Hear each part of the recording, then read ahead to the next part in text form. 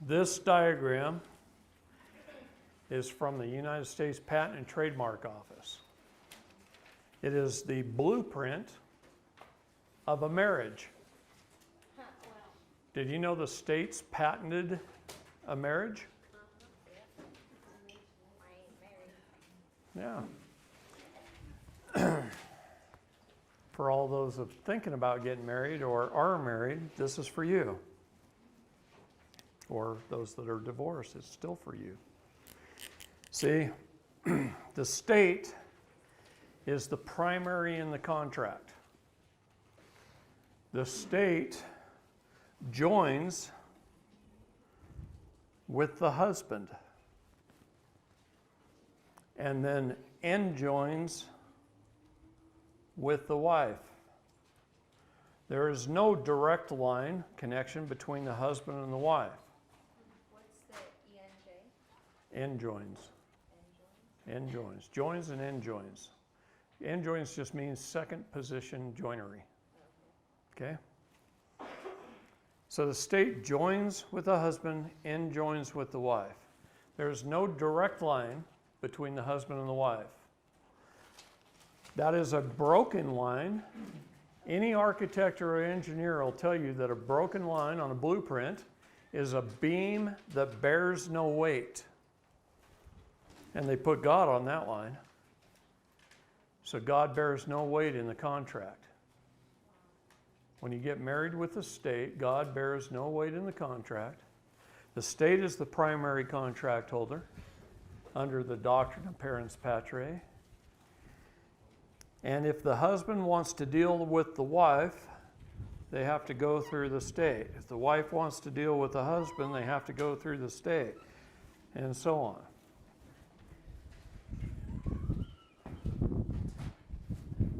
Yeah. Yeah.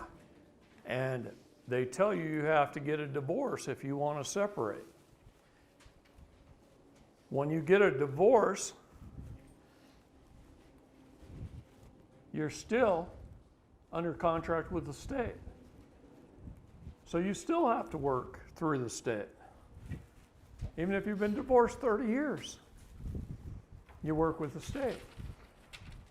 They get involved in every aspect of your life between the two of you with the state.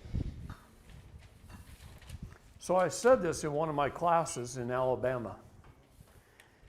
And it was a class of the 10th Amendment Society.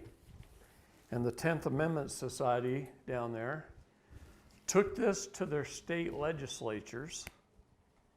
And the state of Alabama no longer issues marriage licenses. Wow. They do what I tell them to do. And what I tell them to do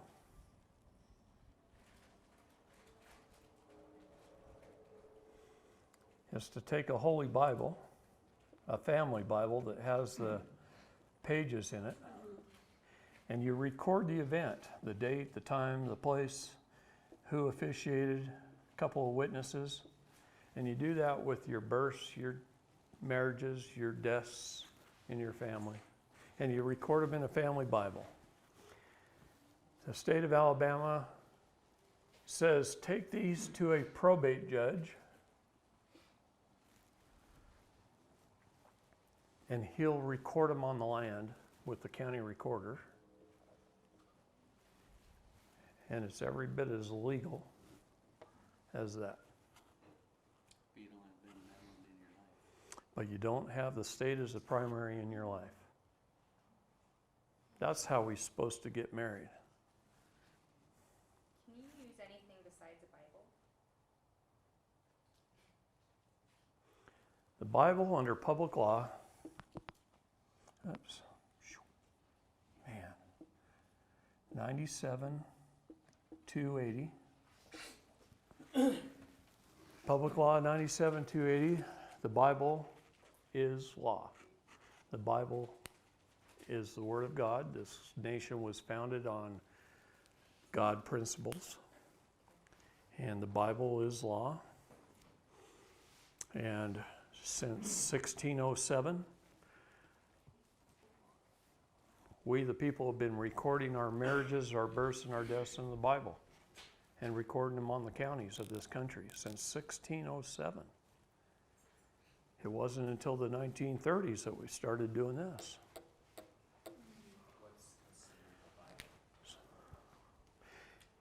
Any religious book, you have freedom of religion. But this country was founded on Christian principles. So as far as I know, it's any Christian Bible. So the Bible, specifically the 1611 King James Version, was declared the Word of God, was by Congress made public law. Okay. It's the best I can answer that answer for you. But this is a problem. There's nothing, no line between these two, except through the state. Would we be able to do that in Utah? Get married this way and go to a probate? No. Yeah. You can do it in any state. Now, the church may not accept that. To get a temple recommend, they may require you have a marriage license with the state of Utah. Wouldn't it See be- see if they've been bastardized. Okay? It's not up to me. Isn't check. that now just a money generator, though? Yeah, well, of course, but it's more than that. It's to keep your persons legal, which is the undoing of God's laws, to keep control under the doctrine of parens patriae, 1P, 1P, 2Ps. Okay? State is your parent. Once we understand these basic principles, now you can move on and you can solve things. But until you know the basics, you can't solve anything. You just go around in this big old dumb circle and keep getting taxed your whole life. Taxed in one way or another, whether it's a fine or go to jail, whatever. See, I started talking about indictments. If you don't pay the bill, you're brought up on charges. If you don't pay the charges, you're asked to bond. If you don't pay the bond, your body is held as surety for the bond while they steal from your trust. They take from your custody trust out of your court case number, which is a CUSIP number. It's regulated by the Securities and Exchange Commission. You can look them up. Fidelity.com, if you know how to navigate their website, they make their website hard to navigate. An easy one is GMEI Utility. GMEI Utility, you can simply go up to the upper right-hand corner, click on the little hourglass. It brings down a little search window and it says, search for an LEI. And you type in your birth certificate number or your social security number or any of your CUSIP numbers. LEI or LIE? LEI. And it will show you the companies that are buying and selling you. Yeah. Jody pulled it up during lunch on her. How many thousands of accounts did you have? 150 some odd thousand. Just under your social security? Yeah, so that's one CUSIP number of hers. And she had 100,000 plus companies buying and selling her.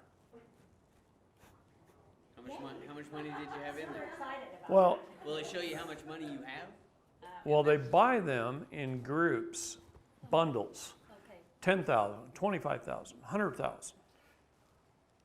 Okay, let's just say they average $25,000 times 100,000.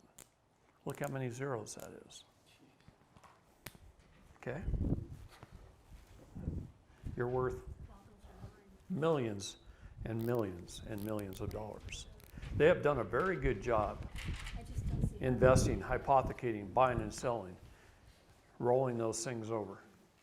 They bundle them, they roll them over, they hypothecate them, and 151,000, almost 152. yeah, almost 152,000 companies buying her United States Treasury bonds under her CUSIP number. And just for the info, my And she can't even go buy a brand spanking new Lexus. See? You see what I mean? Hundreds of millions of dollars in her account. we did it on a dead person's social security and they're still doing it. Oh, yeah. And they're still doing it. Yeah, my dad died in 1989, and I think it was last year, I pulled his social security up. They're still buying and selling him. They don't care, see, they don't care. It lives on in perpetuity forever, Yeah, because to them, we're all dead already. right? What difference does it make, Yeah. right? That's why they refer to us as chattel, which is cattle. And now I think we've digressed to sheep. We've become Ovid. Well, the United States Code is a wonderful thing. I keep telling the people that make the United States Code your friend, because that's how we hold our public servants accountable. It's not for them to use against us, but they do use it against U.S. citizens, because you're one of them.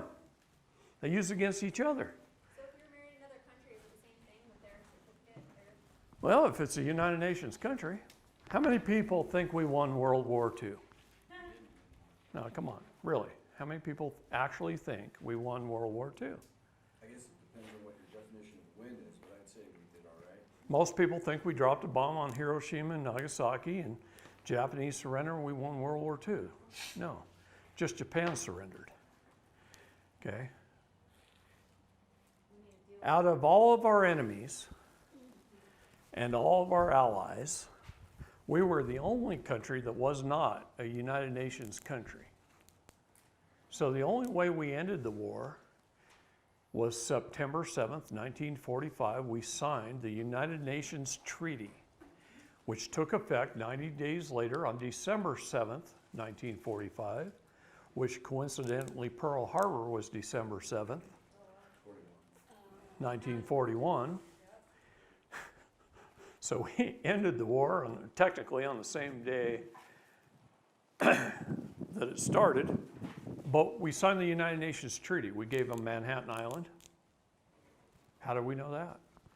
Well, Rudy Giovanni, when he was mayor of New York City, the press came to him and said, can't we do something about all these guys with all these parking tickets down there on Manhattan Island?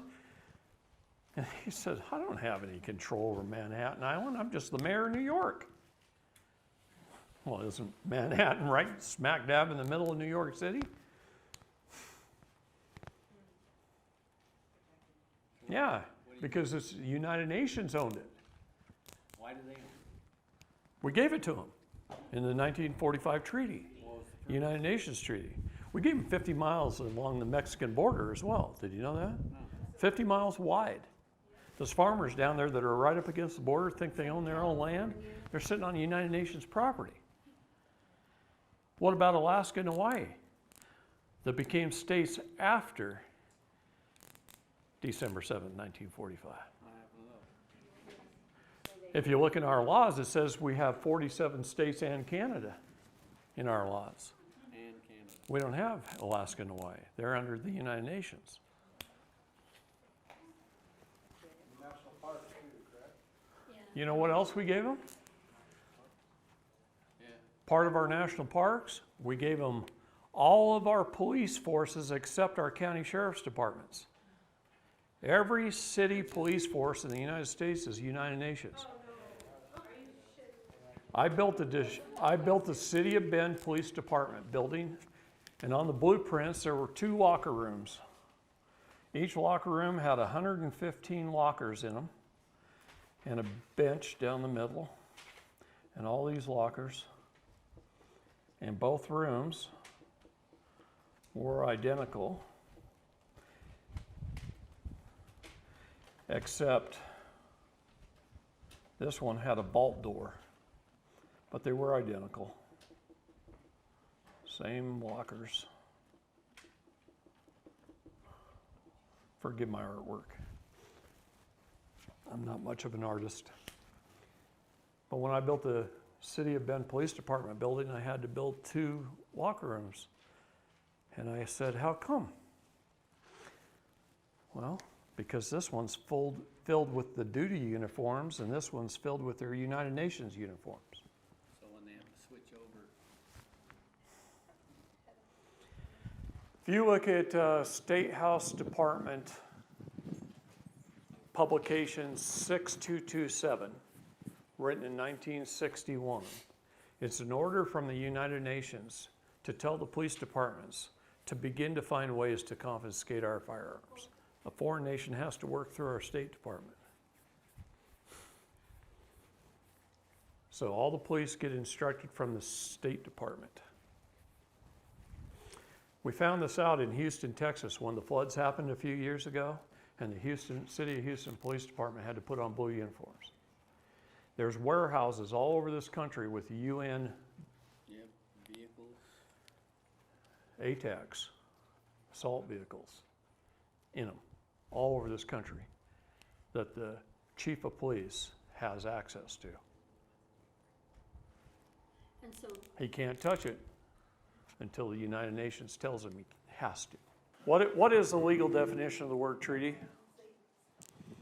It's a contract or agreement between two foreign nations and or entities. So if there is a treaty, they're foreign to us. It's hard to get out of constitutions and treaties. Okay? We have to create a new contract. A executive order does not override a constitution or a treaty. you can't do the red line. It'll override a statute, but it won't override a constitution or a treaty. Because you'd have to create a new contract or a new treaty. Or revoke it. Oh, can he do that? I don't know, not without an act of Congress, and he doesn't have Congress on his side. Congress controls the purse strings. I went to Melania and I said, hey, we need some money to help fund the investigation of child and sex trafficking in the United States. And she went to President Trump. President Trump set aside $5 million to help us. That went before Congress. Congress goes, $5 million, what should we do with that? Let's create a child and sex trafficking task force inside the FBI and give the money to them. They don't do anything. My job's to just really wake you up, shake you and wake you, really. I'm getting And shaky, your job is to, and not in a good way. I don't expect you to believe one single thing I say. Go research it, find it out for yourself if you want to. Or you can just take my word for it, do what you need to do and move on and not spend 30 years of your life researching. Okay, so you make that decision. But what this takes me to is what we were talking about earlier about PTSD. Okay? Oh, good, okay. Every war prior to World War II was authorized by Congress, by our government. Every war since World War II has been a United Nations authorized conflict, not a war declared by Congress. So, as a moral young man joining the Navy, the goal is to go serve your country, to protect the citizens, to protect ultimately our families back home, and to fight a righteous war. And we go to war, and we fight, and we watch our buddies die, and we get shot, and bad things happen, and we come back home. And PTSD is where our souls are in conflict with our bodies. That's all it is. Because we went to war over money or oil. Not a righteous war. Not a war to defend our country, but a war over money or oil or some other political aspect.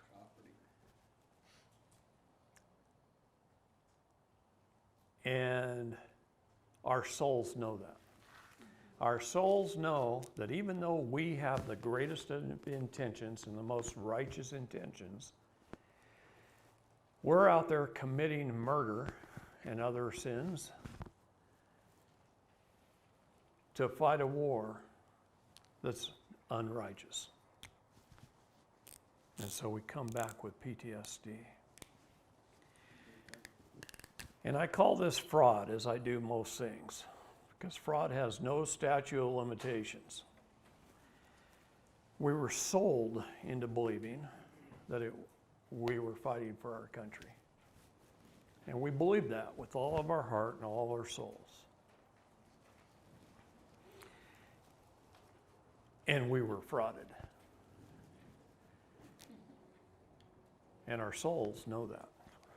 Our souls are energy that holds us together.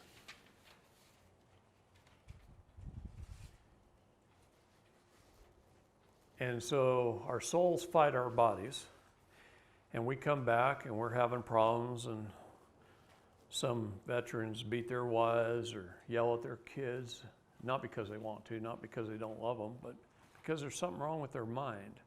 They're in torment. And they do all manner of bad things, including once every 22 hours commit suicide. And they come back and they go to psychologists and they get on mind-altering drugs, thinking it's going to help them. And what they really need to do is, the nice thing about fraud is, at some point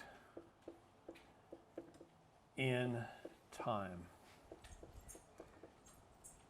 That's the nice thing about fraud.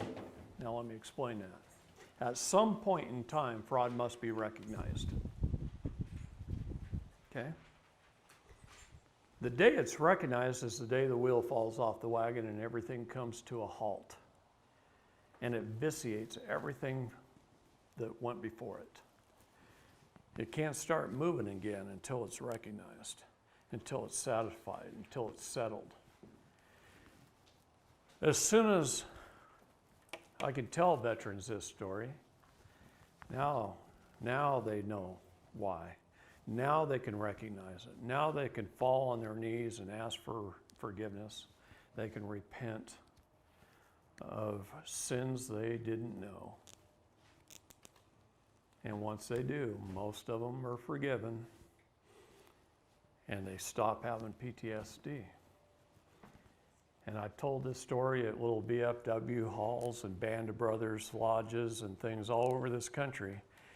And I've had guys come back to me a month or 2 months later, say, David, I was in therapy for 7 years. They had me on Zoloft and all kinds of different drugs. And the 20-minute talk you gave me on this, now my marriage is better. I have a better relationship with my kids. I'm working again. I'm back on track. Back in line. Thank you. And it brings me to tears every time I even talk about it.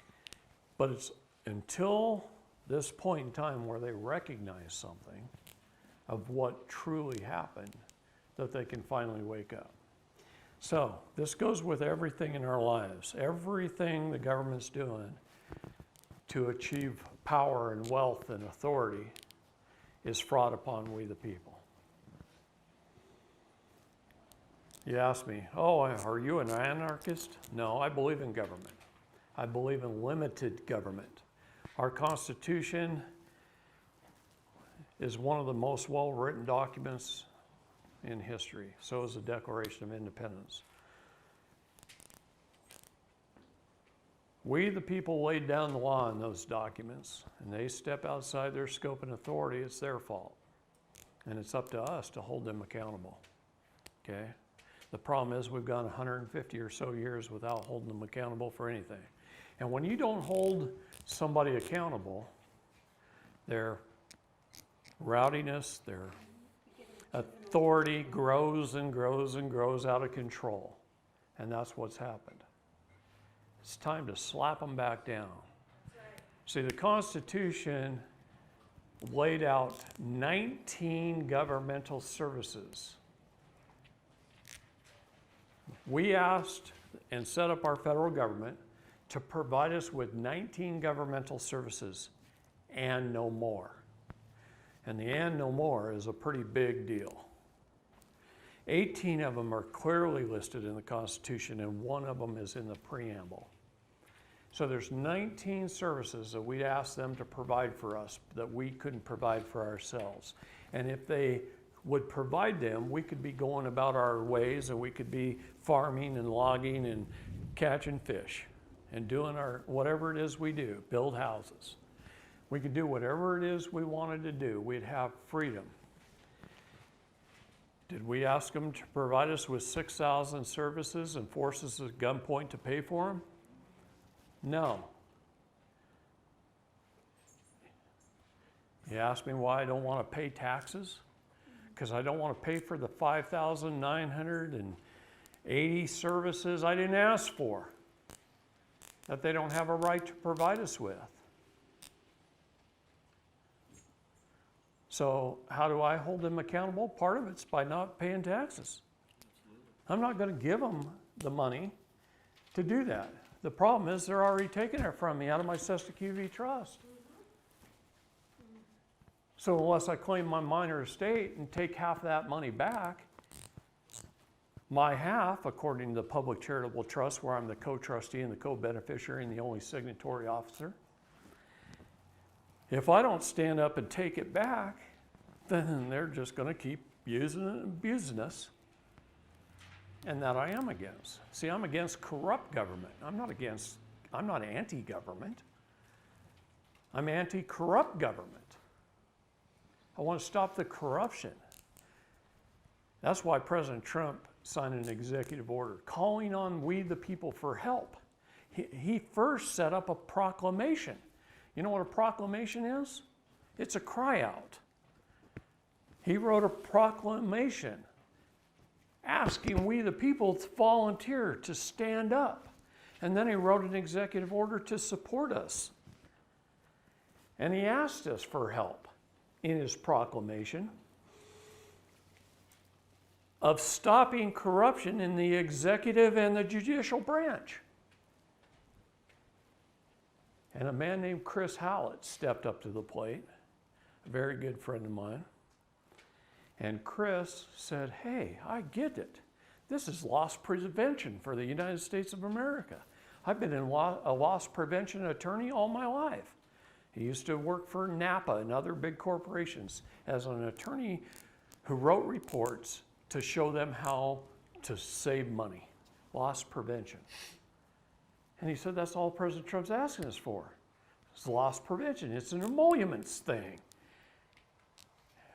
That's right. Article 1, Section 6, Clause 8 of the Constitution is emoluments violations. We're paying them to do a certain job, and they're operating outside their scope and authority. Therefore, it's a felony, and they're creating an emolument violation that we, the people, can hold them accountable for. And so when we see them doing that, our job is to hold them accountable, right? So Chris set up a company called E-Clause LLC. He sent his report off to the president. The president asked him to speak in front of Congress. Congress gave him permission as a LLC to act like the Bar Association. He can go into court and he can watch out for emoluments. Okay? And hold them accountable. And we all can. Chris made it so we all can. How do we do that? Just work under President Trump's executive order. We can volunteer to do anything we want. See, I got a nickname in my little group of the Pentagon Pedophile Task Force. People call the Pentagon, they go, hey, you got a pedophile task force? And the Pentagon says, what the fuck? You know, I didn't name it that. We just worked under executive order doing what the president tells us to do. We gather the evidence and we turn it in to the Department of Defense, and they take it and run with it. Our job is just to gather and turn it in under executive order, so we do. And then we got this stupid name, and then the pedophiles started hunting us and putting prices on our head, and and they still do, so what? Anyway, at some point in time, this is where the wheel falls off the wagon, is fraud. Fraud can be challenged at any time. There's no statute of limitations. Jurisdiction can be challenged at any time. There's no statute of limitations. This is a key.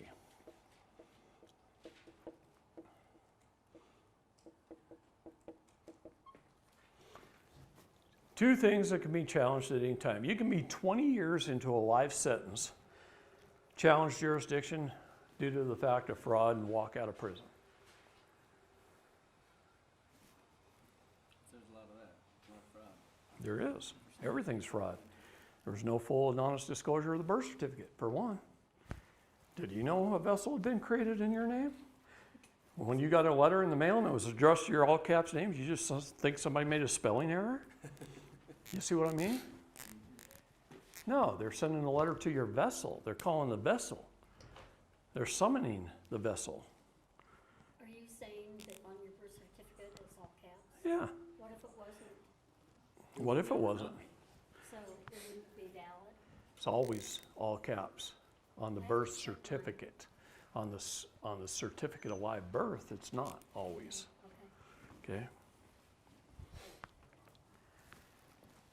They steal your soul. They take your soul prints at birth. They send you out to sea, presumed dead and lost at sea until you return and claim your minor estate. Legal definition of the word minor is somebody under the age of 18 or somebody of any age who hasn't claimed their minor estate. We're all minors in this room. Over and over again, the Bible teaches you to take dominion of the jurisdictions, land, the air, and the water. When you take dominion, then you're above anyone trying to control you. You're sui juris. You're of your own rights. Your rights are unalienable. Therefore, no one can control you. See? That's why I can walk into any courtroom, let them know my status, appear by special divine appearance, show them I've taken dominion over my jurisdictions, and there's nothing for them to adjudicate.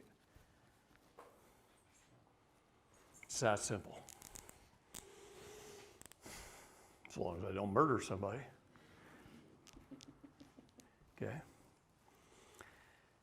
So, these are the issues. Well, 5G was designed, installed originally to cause a great deal of harm.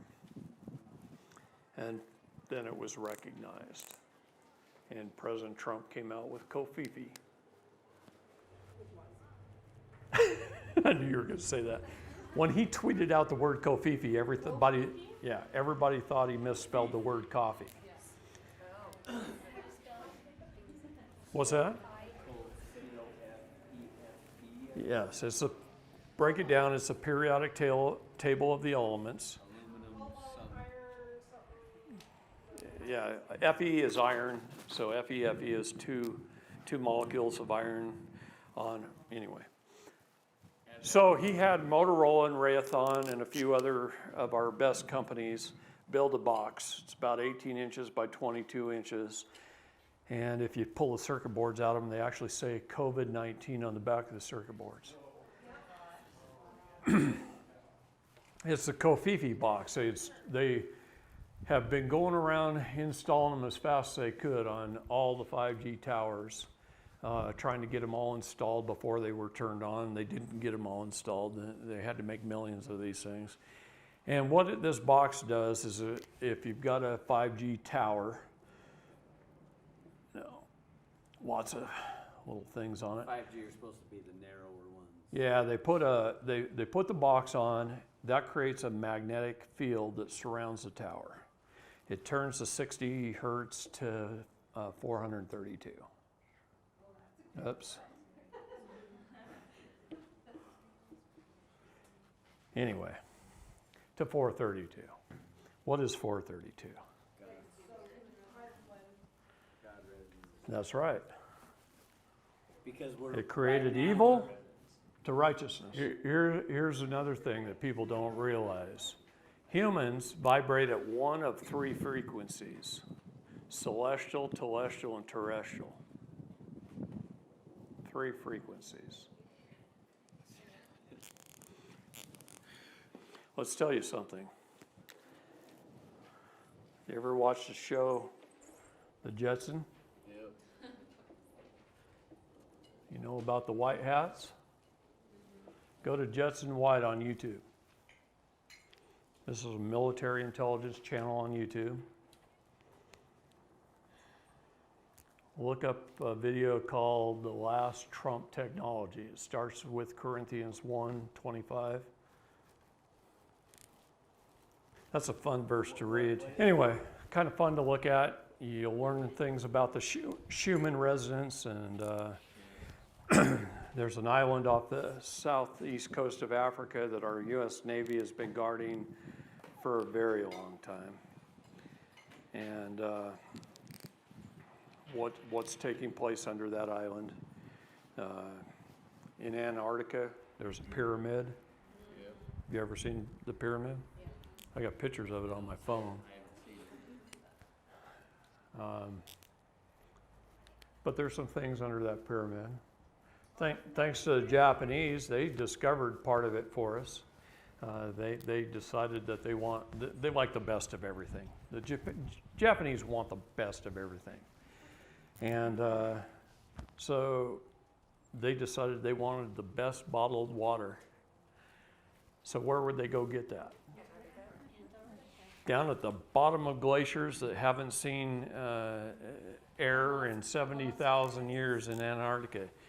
So they'd go over there and they'd drill down with a 12-inch drill bit and go all the way down to the bottom of these glaciers, and they'd pump steam down there and melt the lake, and then they'd pump it out into these big ships, and then they'd ship them to Japan, and then they'd bottle the water, and they'd sell it for big bucks, like $100 a bottle. So anyway, they're drilling down with this 12-inch drill bit, and they hit what they thought was bedrock at the bottom of this glacier, and when they pulled the drill up, and looked in the bottom of the drill bit, it had a piece of machined titanium with a high nickel content Wow.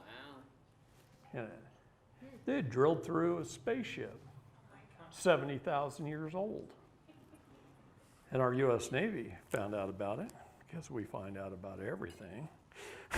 And we went down there and opened the hole up and went down and got a whole lot of technology out of a 70,000-year-old spaceship. You know, I know we're getting off the subject here a little bit, but there are all kinds of technologies that could save us from many, many different things. And it makes me mad that our Food and Drug Administration and other agencies of government step on those things like you would not believe. We've had cures for cancer for years. We've had all kinds of technologies. Scalar technology is huge. Which is what the smallest one is.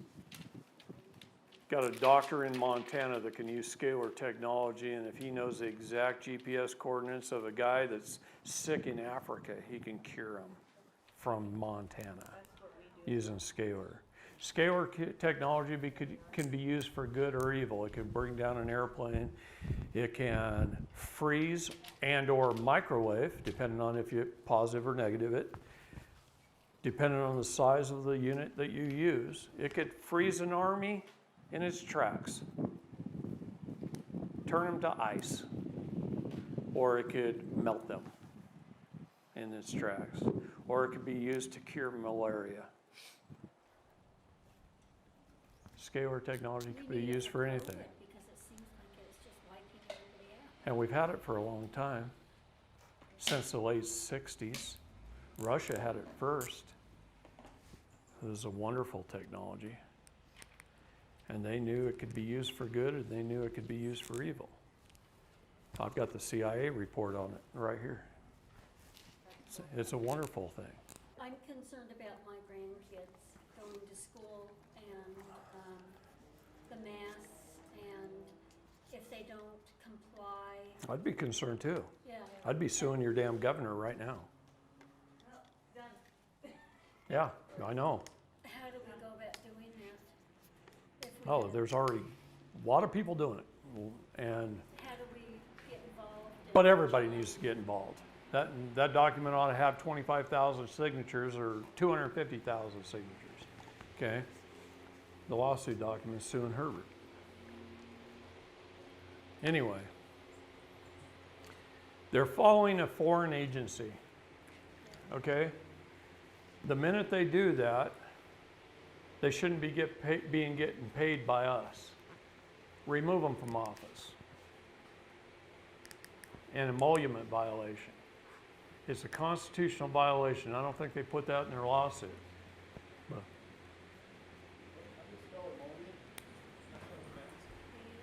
you were going to ask? I'm gonna ask, 'cause I'm not an English guy, and I certainly. Me either. I ought to ask him how to spell emolument. EMOLUMENT.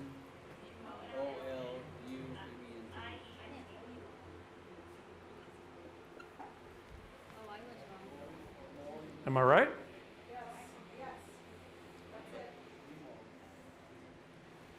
Yeah. All that means is this. We, the people, lay down our laws.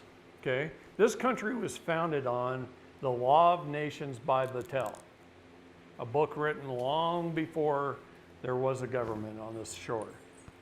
The Law of Nations by Vattel. By Vattel. He's the author. The Law of Nations. We, the people, lay down the law. When our public servants step outside of the scope and authority of the law in which we lay down, they are committing an emolument violation. In other words, they're getting paid for their position of power and using it in a method that we didn't authorize. Okay? That's what that means. Can you give an example? Oh my God.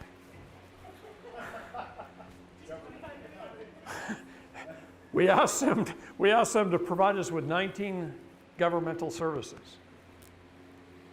They provide us with like 6,000. Social Security. On and on and on and on and on. Okay?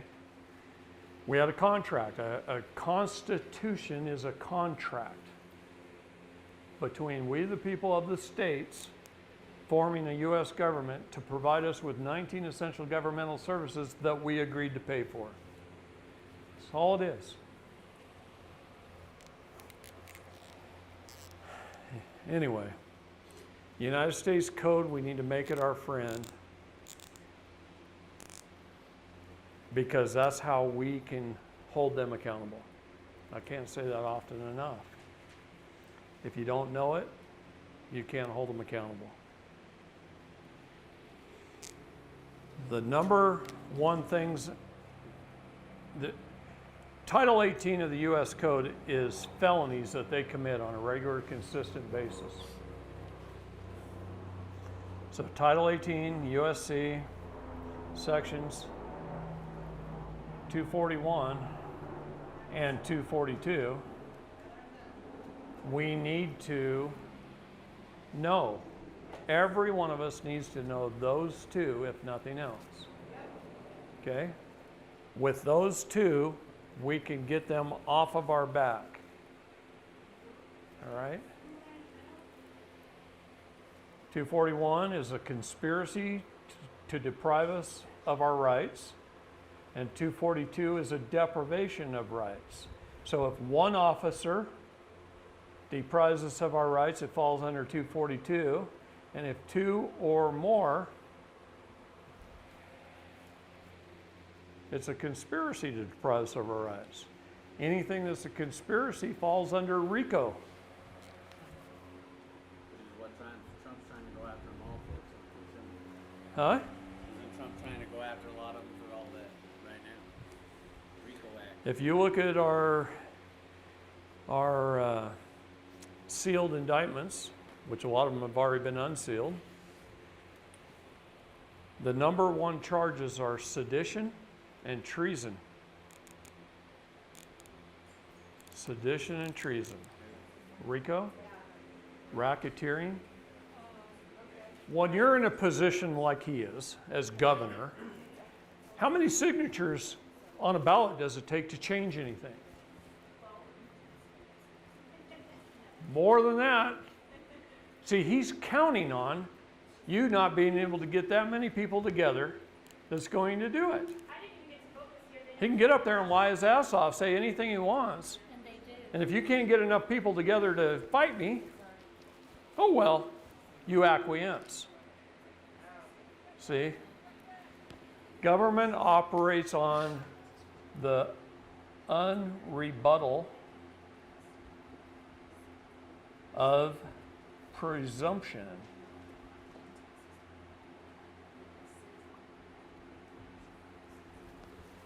They presume, they assume, you don't rebut.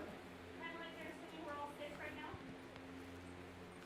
You go out on your daily lives, you watch your soap operas, and you play your pickleball, and, you know, you don't do anything. And they do whatever they want. That's how they take power. That's also what parasites do. You know, I was talking about you. All right. So, doesn't matter what you're doing, but we should be able to live our lives, ride our bikes, play pickleball, go fishing. We should be able to do those things and not have to spend every waking moment learning how to combat what they're doing to us. During this period of the Great Awakening and even before, I've been doing this about 35 years, more than some of you have been alive, okay? And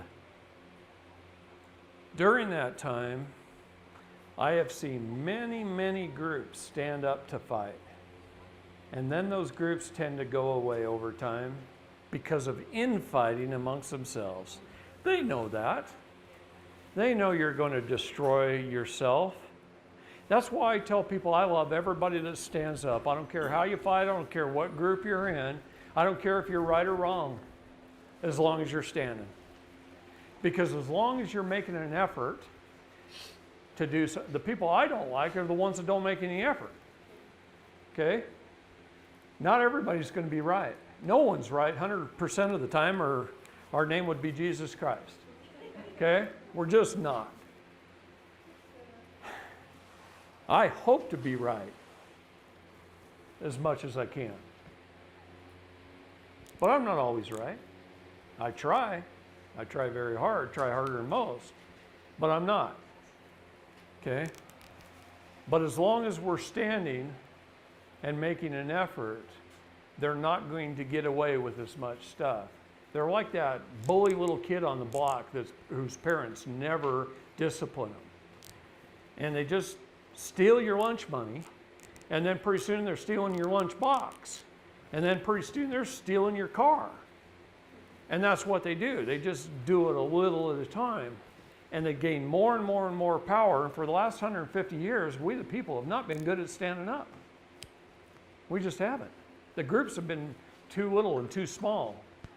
Now we have thousands of groups out there. We got the Jural Assemblies, we got Patriot groups, we got 3 percenters, we got hundreds of groups just standing up.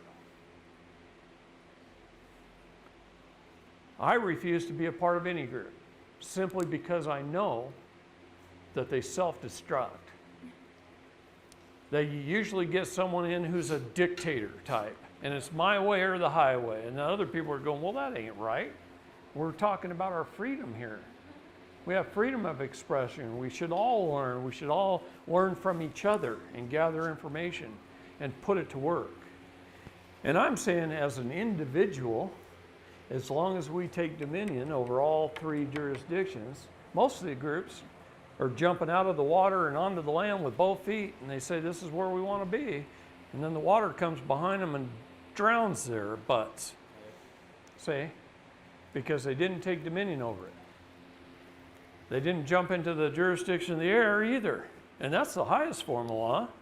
Why are they only going to the land when the highest form of law is the air?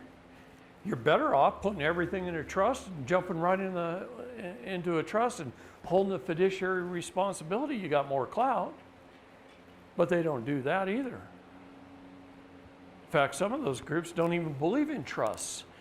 In fact, I was told by one of their leaders that trusts were developed by the Catholic Church. And I go, you got to be kidding me. What's Genesis? Was that developed by the Catholic Church? That was long before the Catholic Church. All through the Bible is trusts. Trusts are the highest form of law. Even judges know that. They know a fiduciary is the highest clout. Right? Huh? That's what a handshake is. Trust. That's right. So why aren't they jumping into that jurisdiction? Because right now we can't change it. Right? All they're thinking about is property, equity, their rights. That's all they're thinking about. You can't have your rights until you take dominion over all three. This is what I'm trying to get through their heads. Once we do, there's nothing to adjudicate. We've already settled the matter. Everything is a settled matter. The trick is to be at peace. See, I want to be at peace as long as I can until I'm backed into a corner. And then by God, I'll fight. But until then, I'm at peace. And they're at war. They're bringing the summonses and the warrants, right? They're declaring war. Look at the Lieber Code. We've been under the Lieber Code since 1861. March 23rd, I think. Can you declare war on a spirit, though, that's not alive? They're inland pirates. They're after your vessel, your ship. That's why the U.S. Navy raised the high water mark in Colorado. They put it up on the top of the mountain. What does that mean? In brass and stone. There's a high water mark. So everything under. So everything's underwater. It's inland piracy. You know what the highway robbers are doing with the blue lights on top of their cars? They're highway robbers. Highway pirates. Yeah, it's inland piracy. Okay? It's all a matter of unlawful conversion. They unlawfully convert our soul, our name, the things that are most precious to us. They convert them into something else that they can control. And we just sit back and go, oh, well, shoot, I got a letter in the mail today. I guess I better answer it. Oh, it says I got to show up in court on May the 3rd and 8:25 in the morning. Guess I better go. And you show up under general appearance to your all caps vessel name. You don't know the difference. You know, they used to call it a straw man. I hate that term. I hate that term too. Because it's not. It's a vessel. It's a separate entity. And I hold the office of person as a signatory officer for the vessel. So I sign the bills of lading. I pay the bills of the ship. I take inventory of the cargo. That's my job as a person, as a signatory officer. But until I become the captain and take ownership of the ship and pilot that sucker, I'm just a person. I'm just a signatory. You got to take ownership of your vessel. Okay? Now, once you've taken ownership, now you're the co-trustee, co-beneficiary. Till then, you have no access to it. You don't even know how to use it to pay off your car or your house. You know that one you don't own that the state does? How come you don't own your home?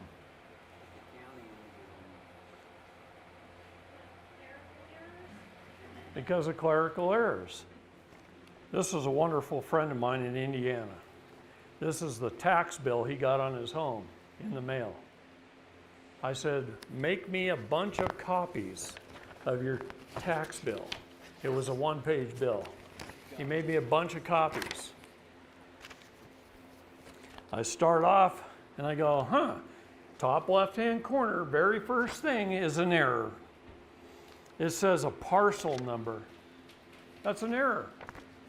So I circle the error and I bring a little line down and it says land patent number 6743 and 6747. County, correct the error. Right? Go to the next page. The next little box says property type, real estate. Come on. Real estate. Think about what that word is, what its legal definition is. No, it should say private property. Please correct the error. So I go to the next little box. And it says name, deeded owner name, name error.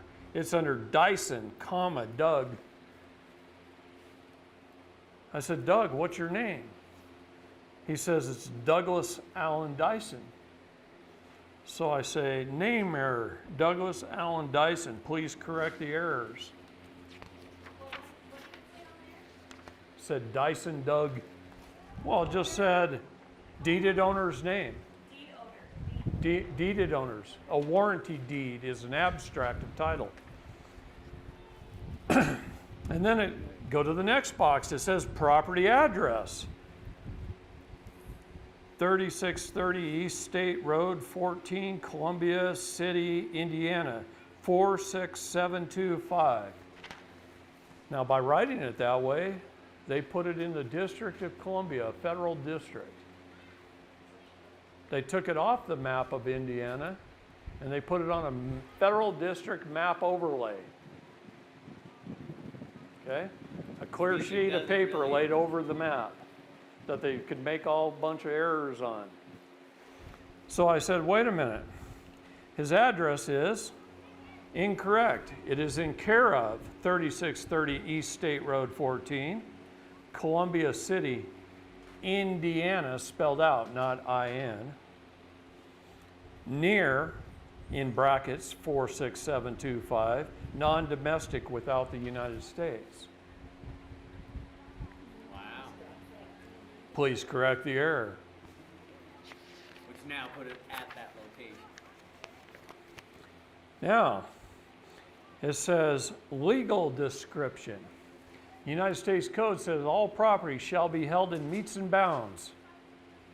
Should have a metes and bounds legal description. What is that? Well, from this marker, it's so many feet to this property corner, and then it's so many feet to this corner, and so many feet to that corner, and so many feet to that corner, and so many feet back here. And then this is the property. It's in metes and bounds. They have it as Lot 76 of Stable Acre subdivision. See, they just made a clerical error. They took the metes and bounds off. They named it whatever the SMU they wanted to name it. You know what SMU is, right? It's shit made up. Okay? And they made it whatever they wanted to make it. And they took off the lawful metes and bounds. So I said, error, see attached, lawful metes and bounds, land patent number 6743 and 6747, a part and parcel thereof. Please correct the errors. So then I went to the next error, and that's where all their money is. You owe this much in penalty and fees, and this much in delinquent tax, and this much in other assessments, see table 4, and this much in property tax, and on and on and on.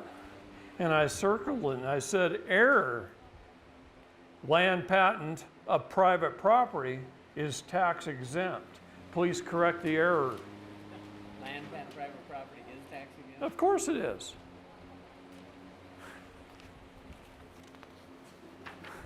Oh, at the bottom of each of these it says Exhibit A, Exhibit B, Exhibit C, EFG.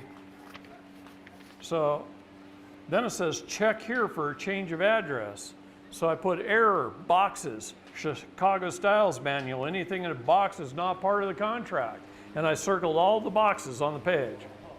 And I said, please correct those errors. Okay. Then we post his property with the land patent numbers. We put up a sign that says no trespassing, $250,000 fine without appointment, and not open to any federal agents. No jurisdiction. And we post the property. Then we record it for 90 days. Then we go record it with the county recorder's office. And then guys like Ken Cromer can move back in their house after they've been out of it for 10 months. And it's been sold to somebody else. Yeah, so how did they rectify that? Guess who bought Ken's house? His bishop. Now his bishop has to sue the court to get his money back. Because he can't sue Ken and get the house. Okay? The sheriff sold it as a sheriff's sale on behalf of the Internal Revenue Service. And I'm sure the money was sent to them.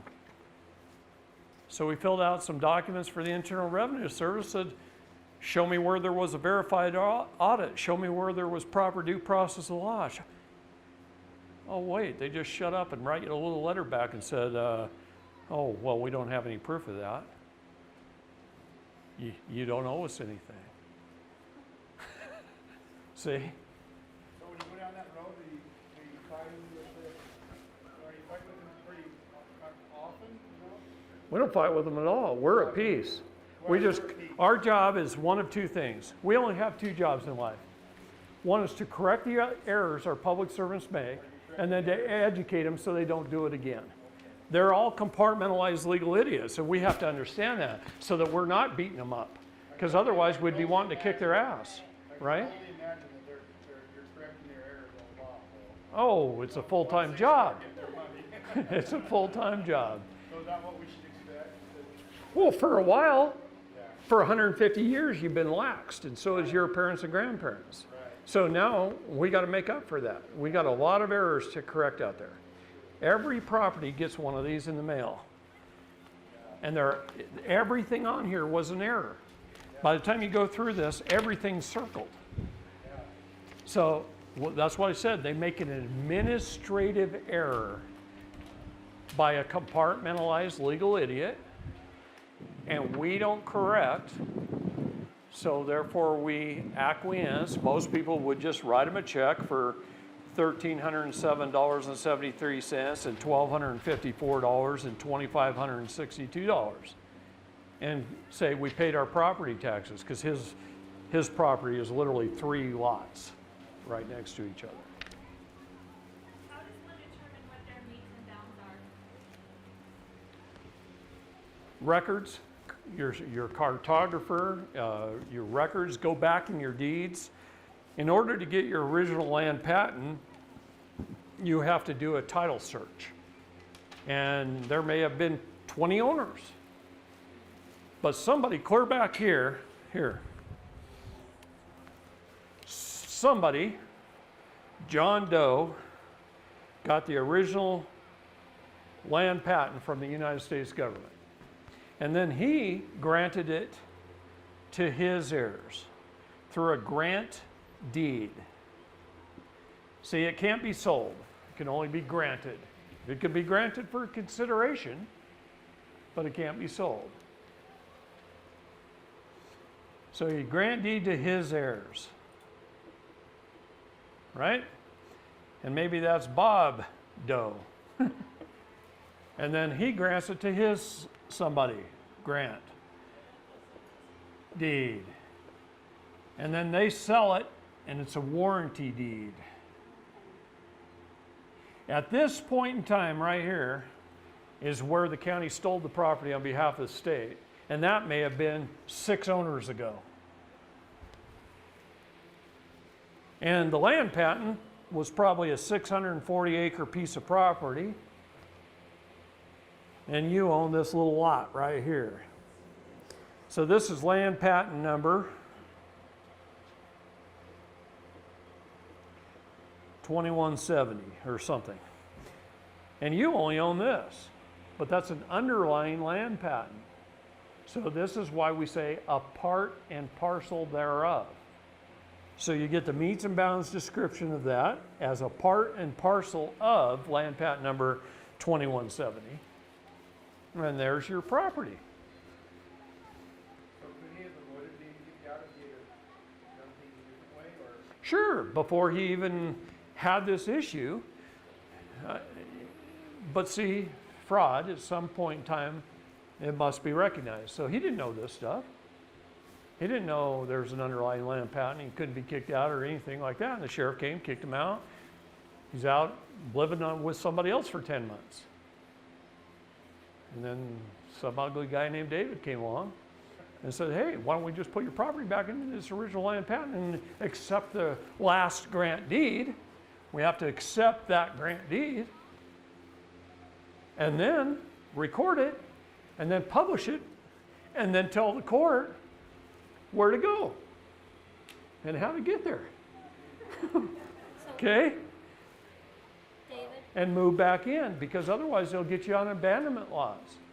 So we moved back in, and I had to fly back to Oregon. So Shauna Cox and Ryan Bundy came up and stayed with Ken the first 3 nights. They were out barbecuing on the backyard and the police showed up. Bad move on their part.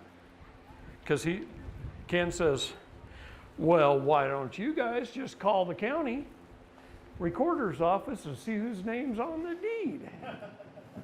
And they did. And so they left. Okay? So does he get a tax bill every year? Or, If he gets one this next year, okay, he's going to do that. Because they're going to keep trying. They don't give up for a while. Once you beat them 3 or 4 times, it's not worth their time and effort. They'll just cost us more than that $1,000 to fight you. We're going to quit. You have to do a title trace back to the original land patent, all the way back. You get the land patent, and I would get at least 4 certified copies of the underlying land patent from the Bureau of Land Management's office. The Bureau of Land Management took over the U.S. Land Office. They hold all the You patents. have to do a title trace and then do what? Well, you got to do a chain of title trace so that you could find the last grant deed, because it might have been sold 40 times, right? So you got a warranty deed, a warranty deed, a warranty deed, a warranty deed, and then maybe a grant deed back here. You got to find that last grant deed, and you got to trace it back to find the land patent. Then you can go to the cartographer's office and also maybe find the land patent. And you might have to go to the BLM office, find it. But when you do your research and you find the land patent, then you do a part and parcel thereof according to the metes and bounds description, and you accept the last grant deed, and then you post your property for so many days, and then you record it. And there you go. You technically do that on any online? Like, do they have a right to own that land, or is it our right to own that land? We own it, they manage it. Can you put a patent on BLM land that's, No, no? no. If there was an underlying land patent, that means it was once homesteaded, then you can file on that homestead. Oh, okay. So would you have to buy it then, or you can just move in and claim it as yours? Well, I know people that have done it both ways. She asked if you have to buy it then, or if you can just move on and claim it. And I know people that have done it both ways. But you got to fight for what's yours. You got to educate your public servants if they come after you. And it's usually not that hard. Condos you can't. It has to be a primary, it's supposed to be a primary residence. However, if you don't have long-term renters, all you got to do is camp there for 10 days. See, the trick on foreclosure is to get you by abandonment laws. Sheriff comes, puts all your stuff on the curb and kicks you out of the house, locks the door, and then you leave. And you don't come back, claim your property. I know a guy that came back, moved back into his house, day after. About 30 days later, the sheriff comes back. What are you doing here? I'm going to throw you in jail. Threw him in jail for 1 night. Guy gets out of jail, he goes back home, moves in.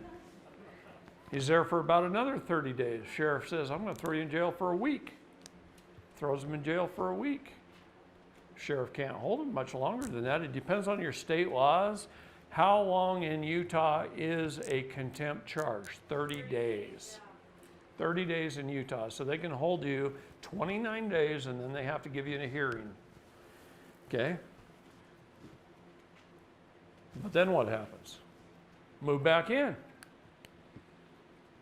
How many times can they hold you for contempt? 3 times.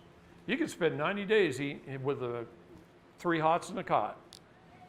3 contempt charges. Just keep moving back in, and pretty soon they can't kick you out of your house anymore. People don't know that.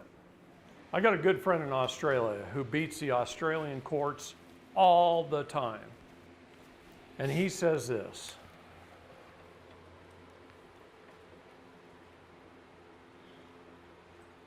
never give them your last name. They say your name? No? No, Your Honor, my name is this. They never, he says, never give them your last name because it puts you in a military jurisdiction. Okay? Even women? And they typically do it under all caps first.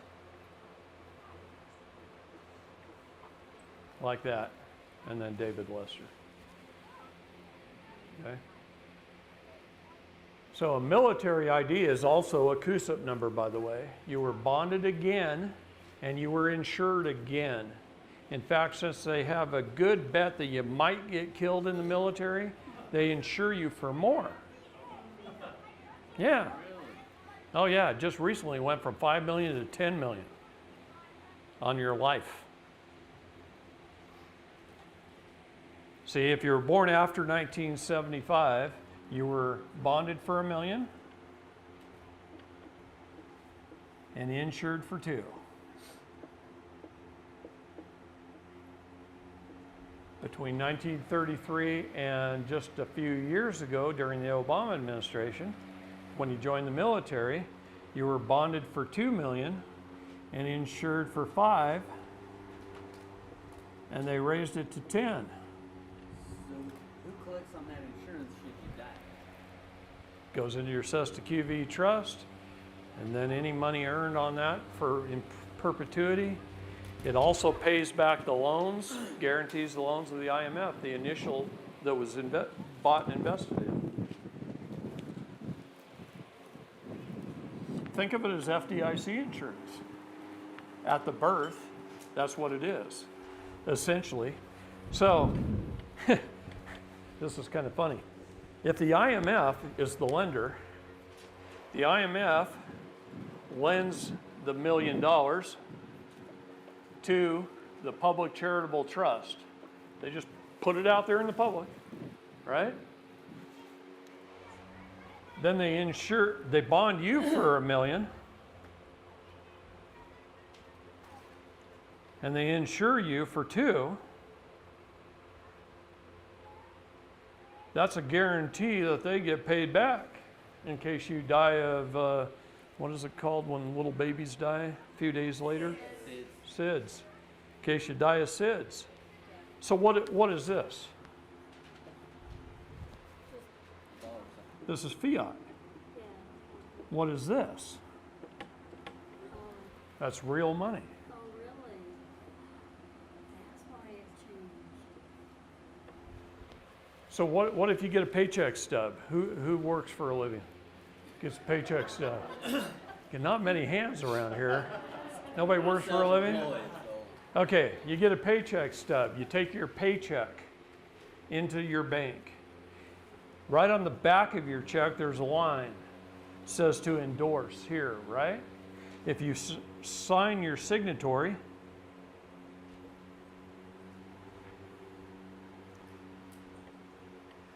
and you write USC 12, section 411, then in their computer, they have to convert it to real money, so they change the dollar sign. You're kidding me. No. When you open a bank account, when you sign your signature card, if you write USC 12411 on your signature card, everything that goes into your bank and out of your bank is real money, and it discharges your debt. Yeah, see, the United States Code is our friend, and you don't know it. How does that work with direct deposit then? Well, that's why it has to be on your signature card when you open your account. You're telling them to deal in real money. Instead of computer. See, this is legal tender. God, I can't even write here. Legal tender. Tender. It tenders it to a later date. Never discharges the debt. Real money discharges.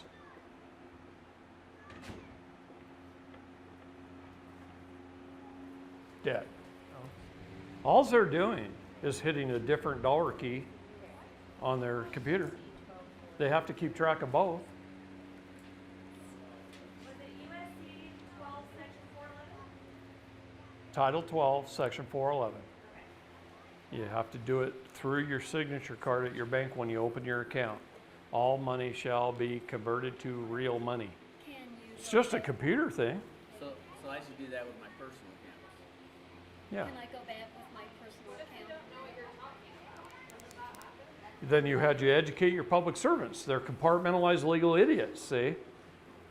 You got to learn it, and then you got to educate them and control them. It's up to you to hold them accountable. Any public servant must be taxed, pay income tax. Private individuals do not owe a tax on their wages, their sweat of their brow. Okay. W-4. You don't fill out a W-4 when you go to HR. Okay, the first thing you do is you fill out a Form 56, which notifies the IRS of what your status is. A Form 56 tells them who you are. Then, at your employer, you fill out a W-8,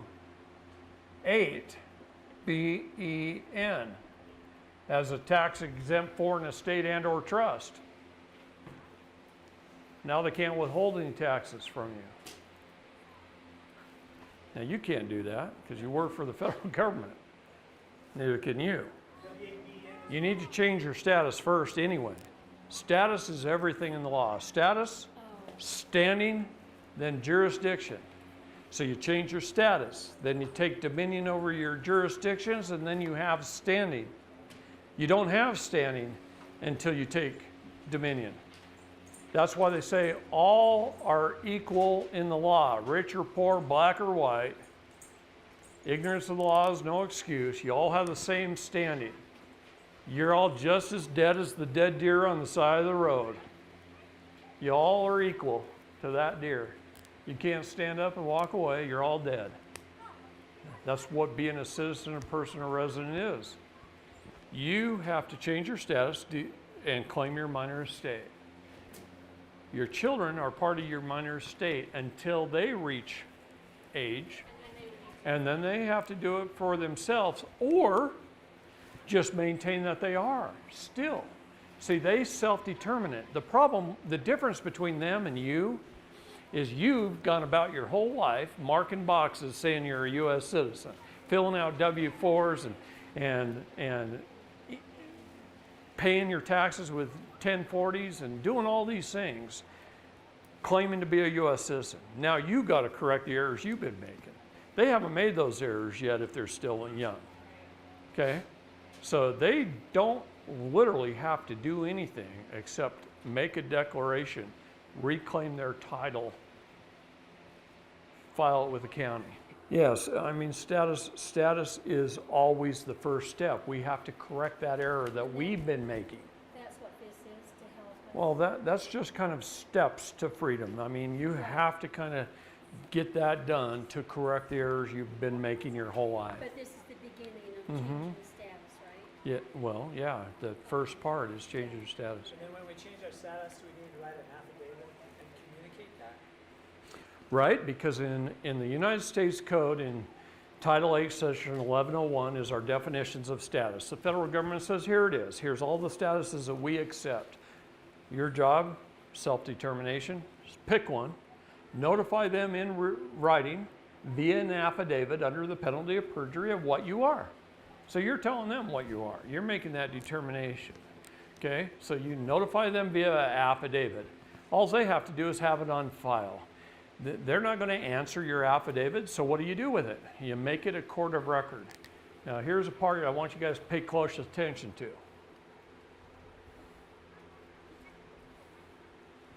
What is a court of record?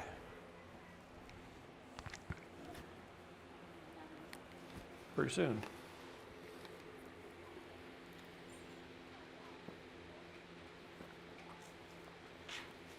I'm waiting.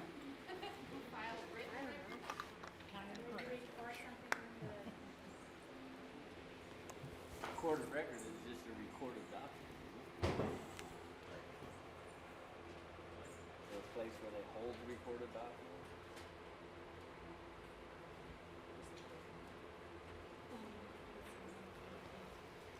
An Article 3 or an Article 6 court is automatically a court of record.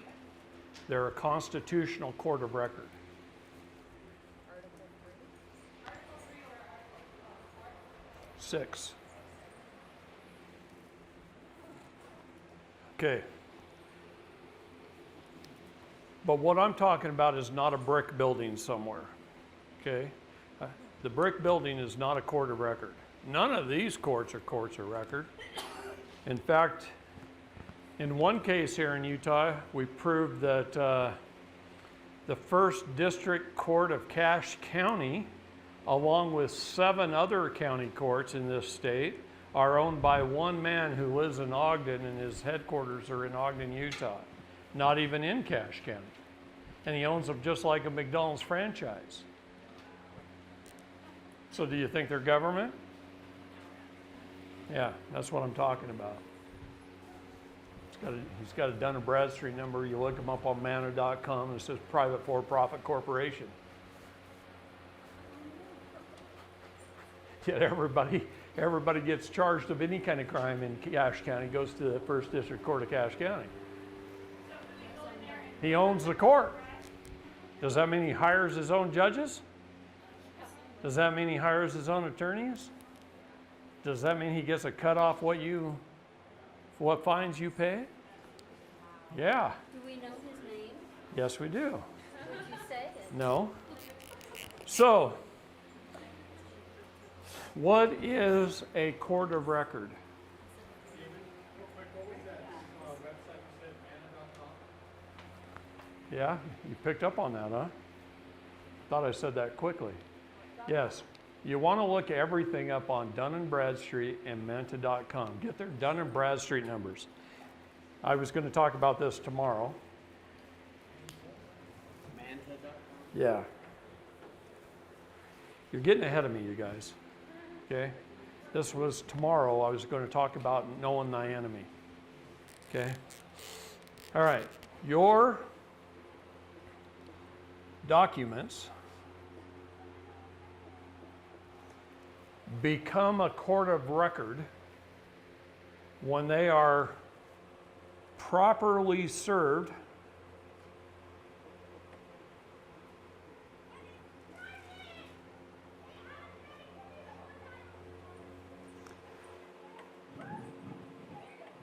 publicly published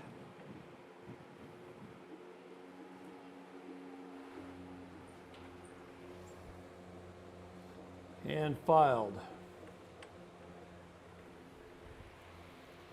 Your documents become a court of record when they're properly served, publicly published, and filed. So what does that mean? Okay, let's just say we're changing our status. You write an affidavit, you send it to the Secretary of State of the United States, Mike Pompeo. That's who you're required to send it to by the United States Code. Now me, I want everybody to know about it, so I send it to Donald Trump, I send it to our Attorney General, William Barr, I send it to Mike Pompeo, I send it to the Secretary of State of the state I was born, and I send it to the Secretary of State in the state I choose to inhabit. And they all get one, and every time there's a regime change, I send it again. I want them all to know why I made that decision, okay? So I send my affidavit to Mike Pompeo. And I send it registered mail return receipt required, so I get the green card back that somebody has to sign for. And it tells a date on when they received it. I get that back 1 to 2 weeks later. There's somebody there sign for it. I always send it, notice to agent is notice to principal. Notice to principal is notice to agent. Okay? So it doesn't matter who signs for it. It's just like he grabbed it himself out of the mailman's hands. He's been served. So then I do a certified proof of service. Certified proof of service. Attaching that green card to a document that I attach to my copy of the affidavit.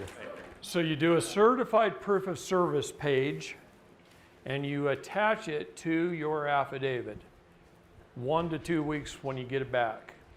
What I do is I've got a specially made page and I set the green card on it and I run a little bead of super glue right along that top edge and I'm bind it to that document. Okay? Now, I have to wait from the date that's on here that he received it. I have to wait 21 days for his response. So on the 22nd day of his response, I do a certified judgment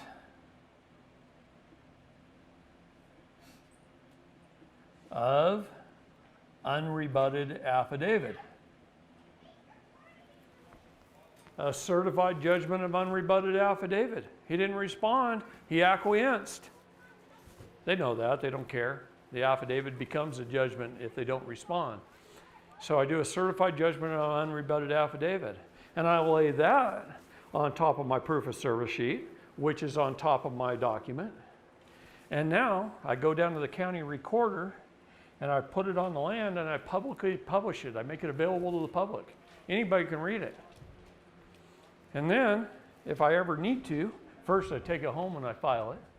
But if I ever need to, I pull it out of my home file cabinet and I file it in a court case, along with my notice of appearance, where I'm telling them what my status is. That becomes an exhibit. See? It becomes an exhibit to my notice of appearance.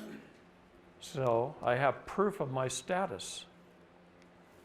Now you can also take that document and you can go get your passport. So from Utah, you either got to go to Denver, San Francisco, or Seattle to get your passport.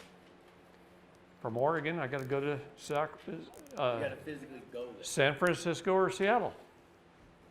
I take people up there all the time to get their passports. Okay, because we get it as a state national. So how do you do that? You look on your steps page that you were handed. You download the DS11 form on your computer and print it out. Then you go to Copper Moonshine Stills and you fill it out exactly the way he tells you to fill it out. He's been helping people for 20 plus years and he keeps up to date. So I trust him, so fill it out that way.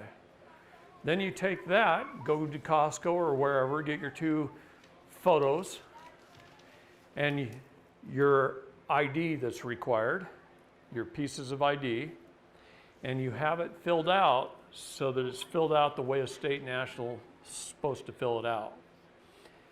Take your 2 pictures, take your ID that's required, take your affidavit with you, go to the agent who's going to issue you your passport. And you say this, and nothing but this. Here's my application properly filled out. Here's my 2 photographs, and here's my picture, my IDs that's required.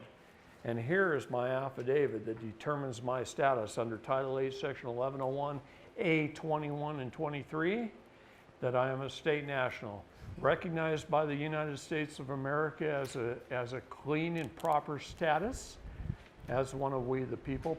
Please issue me a passport that reflects that status. And then you shut up. And he's going to go get his supervisor. Okay, and the supervisor comes out. You say, well, I submitted my application properly filled out, my 2 photographs and my ID is required, and my affidavit of status that determines my status as a state national, accepted by the United States of America. Please issue me a passport that reflects that status, and then you shut up. And he'll go back and he'll say, come back at 3:30 and pick it up. And you come back at 3:30 and you pick up your passport. Can I use my proper passport as my ID? Your pauper passport? Yes, you can. Passport is P and proper. Well, What would be this? it's what it used to be.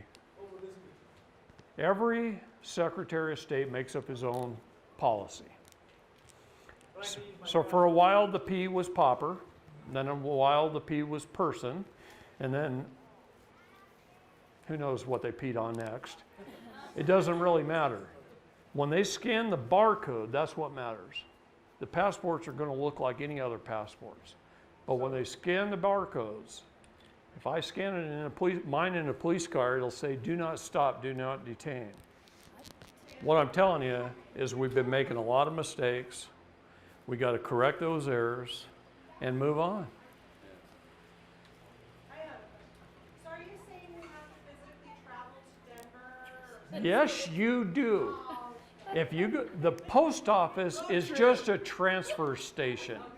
And it's like the old telephone game. You remember that? If I say something into a telephone to you, and then you tell them, and then you tell them, by the time it gets back around, it's a totally different story. Well, when you go to the post office and try and explain this, there's no way in heck they can explain it to Denver, which is where they send it. See, all they're doing is transferring it. Gosh, if you lived in Texas, you could go to either Dallas or Houston. Yeah, but from Utah, you got to go to Denver, Seattle, or San Francisco, and your documents become the court of record when. Always remember this.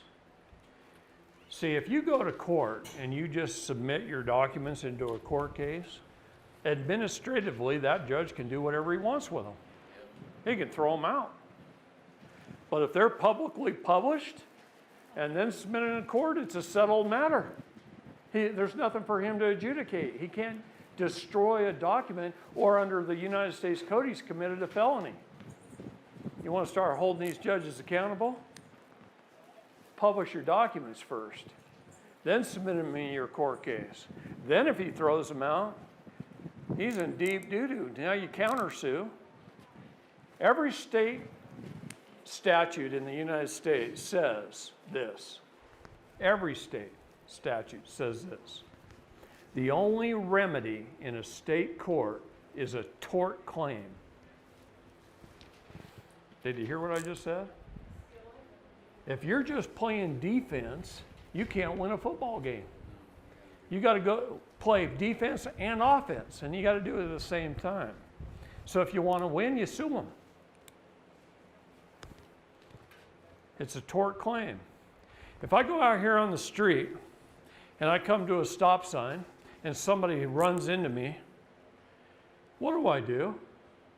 I want you to think about this for a second. I go to the person, I gather his insurance information. What company do you have? What's your agent? What's his phone number? What's your policy number? I don't care that much about you. Accidents happen. But now I go file a claim with the insurance company, and they pay the bill. What does government teach you to do? To go complain. Go complain. File a complaint. I think part of that's ain't. Nobody wants to hear you complain. Nobody cares if you complain. If you do complain and they decide to investigate it, who's going to investigate it? The people you're complaining about. It don't mean nothing. Never complain about anything. It's not worth your time or day. Didn't your mama teach you that? Stop complaining. Quit whining. Stop complaining. My mom used to say that all the time. Quit complaining. She was telling me complaints don't matter. She don't want to hear it. She's not going to listen. Neither are they. But the government's really quick to hand you a complaint form. Then they can round file it the minute you walk out the door and drive out of the parking lot. They don't care. You file a claim. I, David Strait, claim Bob Jones trespassed against me. He committed this felony and this felony and this felony. They carry a penalty of $250,000 and 1 to 10 years in prison. Now I sign it and notarize it, and I put it into a court. Crap. That's what they're saying. This guy actually filed a claim. And then I go, oh, and here's a FOIA request. I want to know who your risk management company is. See, up in Montana, there were a couple of people in the county who were getting beat up by the county sheriff for exercising their constitutional rights. And the sheriffs were putting them in the hospital. So we went after MACO, the Montana Association of County Insurance, whatever it is. I don't know what it is. MACO. It's the insurance company. We sued the insurance company for the amount of their policy rider. We found out they were insured for $5 million. So we sued them for $4,995,995 because they have a constitutional rider. And they had constitutional rights as your sheriff was taken away from them. And MACO settles the claim out of court.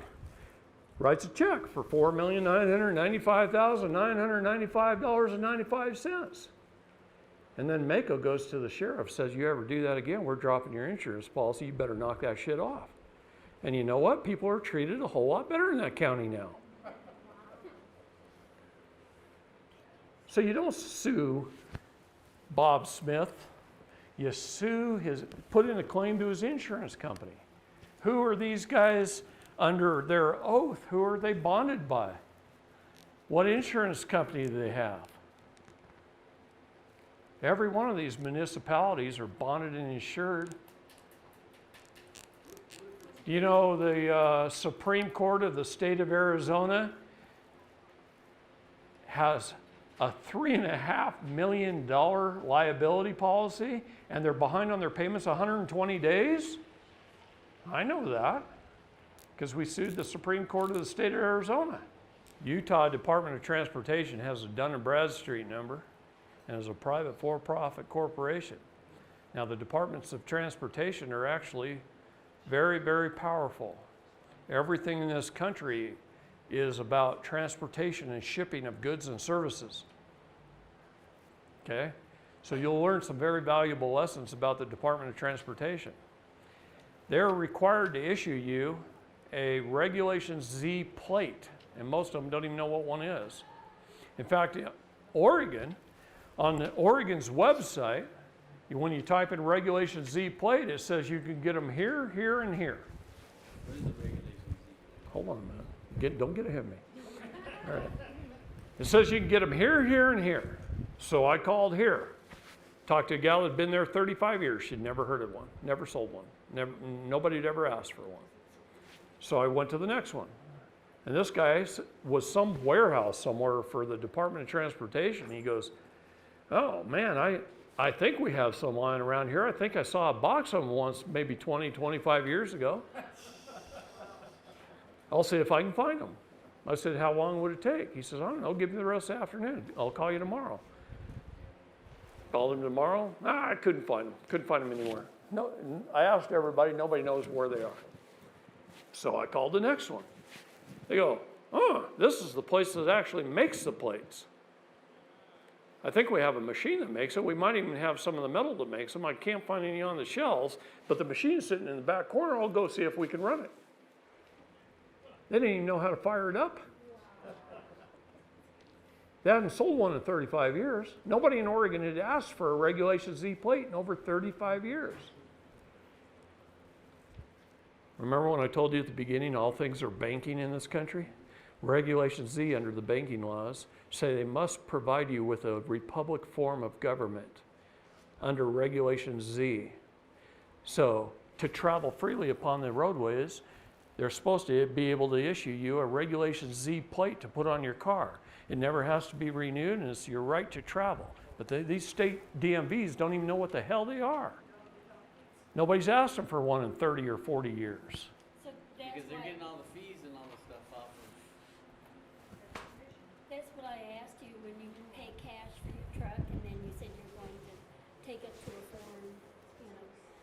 Well, then once I've got the MSO in my hand, I don't have to do anything. They can't tell me what to. No, I don't. I could fly the civil flag of peace on the front of my truck. I don't need a plate as long as I own it. You only need a plate because the state owns it. The state has your MSO. What about someone else who's not on their car? How do you get the DMSO for that? You can't do it on a used car either because the state has it somewhere, unless under the salvage maritime laws. What's the MSO stand for? Manufacturer Statement of Origin. Go have fun. Go hold your public servants accountable. It really does get to be fun, by the way.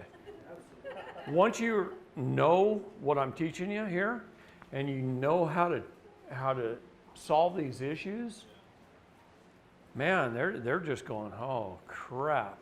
Because all they are really is paper pushers. Oh yeah, Ken Cromer's bishop tried to get the federal court involved. Federal court looked at the land patent and said, sorry. Not even the federal government can override a land patent.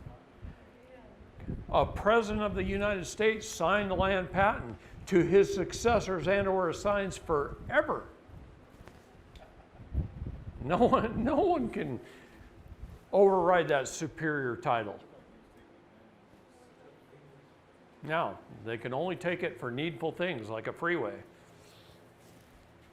Anyway. But then they have to pay a fair market value for it. So, not just kick you out for foreclosure. Have you ever heard of the coffee bean case? Okay, this guy got sued. The judge ruled against him. Before the judge was ready to throw the hammer down, he says, Judge, do you care how I pay this? It was like $1,140 or something. Do you care how I pay the $1,140? Judge says, no, I don't care. So I could pay it in coffee beans? And the judge says, I don't care how you pay it. Throws the hammer down. Guy goes home, he counts out 1,141 coffee beans, puts them in a bag, circles the transcript of the court transcript where the judge says, I don't care how you pay it, you can pay it coffee beans. He goes in the court clerk and he gets a receipt paid in full. Because the 1,141 coffee beans were worth more than the paper fiat currency. It was actually a commodity. Could have been in toilet paper. Okay? It was not so long ago, huh? And that's an actual case on the books. Okay? You can have fun with this stuff once you learn. That's my area of expertise. Okay? As far as debt goes, though, let me answer his question first. Try to avoid debt at all costs. That's what I'm going to tell you. Save your money, then go buy something. Do without for a little while, then go buy something. Stay out of debt all you can. Now, obviously, if you're going to buy a house, you're not going to save up $200,000 or $300,000 or whatever it is to go buy a house. You have to go into debt to buy a house. You probably have to go into debt to buy a car. Okay? I don't recommend it. I recommend saving up $1,000, buying a $1,000 car. And then keep saving money until you get what you want. Okay? Stay out of debt if you can stay out of debt. That's my advice. If you can't stay out of debt, learn how to establish your status, standing, and jurisdiction, and then learn how to purchase things and pay your debt off with your birth certificate trust. We can do that. Is that a process you'll go through, or? Yes, but it's kind of hit or miss right now. And that's the problem, because like I said, you never know who's on the receiving end. What does the Bible talk about? Warning us about. Ball. What is barium? Ba. What is aluminum? AL, periodic table of the elements, is ball. I owned a hydroponic manufacturing company. We build all of our hydroponics out of aluminum. I had companies calling us saying, hey, can we buy all your scrap aluminum? Well, yeah, sure. Where do you want it shipped to? Oh, we want to ship to the airport in Portland. What are you going to be doing with it? Oh, we grind it into powder. We spray it back on you. I said, no, I'm not selling it to you. Barium and aluminum, ball. It's talked about in the Bible. DCFS. Okay, the first thing they do when they come to your house is they want to come in and see it. Well, you're just opening the door and letting them in. That is consent. They're a private for-profit corporation. You don't know your enemy. You think they're government. They might even show up with a police, a policy enforcement agent. They wrote their own policy. I'm working on a case out of Florida for a church. The FDA is coming after them. Pull up an article, I found out the FDA has 1,892 policies that were created by just an employee. She can't create policy. Somebody appointed to the position by Congress or the president can create policy. An employee can't. That's 1,890 policies that this woman created over a 30-year period that they're treating as law. And she had no authority to create those policies. Every agent of our government does that. DCFS, what set up that agency? You have to know your enemy, know who they are. What set up that agency? Title IV, Social Security, Title IV.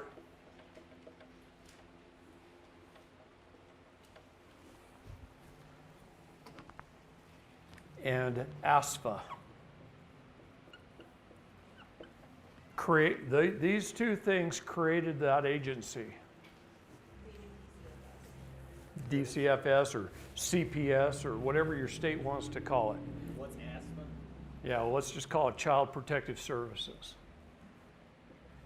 Every state calls it something different. ASFA, American Safe Families Act.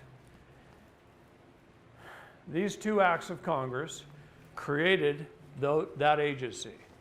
In both acts of Congress, it says that they cannot take a child away from a parent unless the parent gave their consent or the parent has been tried and found guilty by proper due process of law of a felony. And if they take a child from a parent, they must search for a relative to place it with first. And then if no relative steps up to the plate, they can adopt it out to a foster home. So both things that set up that agency, this is how they get paid, by the way, it's Title IV, says they can't take your child. Yet they do, based on your consent. The minute you let them in the door, the minute you sign a family plan, they do it off of accusations. It could have been a neighbor called them and said your kid was out in the sun too long. Well, here's the reason. CPS is a private for-profit agency. Every child is worth, and this is going to kill you,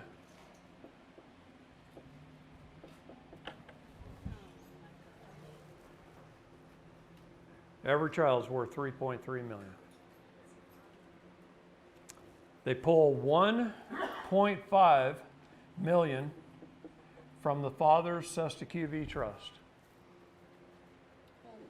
They pull $1.5 million from the mother's Cesta QV trust.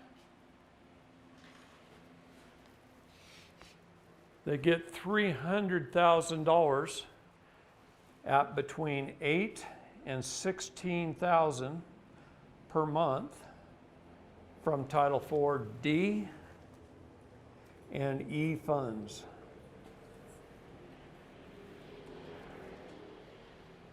If they adopt them out, the United States government pays them a $40,000 bonus.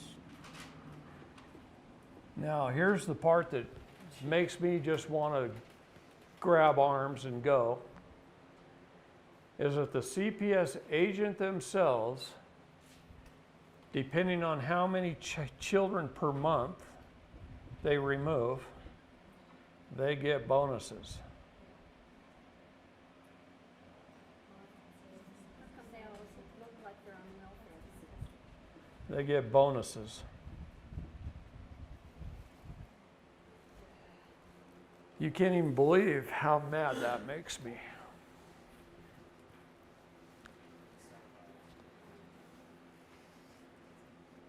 that why kids are moved through the Child Protective Services system? Out of the 800,000 children trafficked a year in the United States, 86% come through those agencies. The balance are just taken off the street.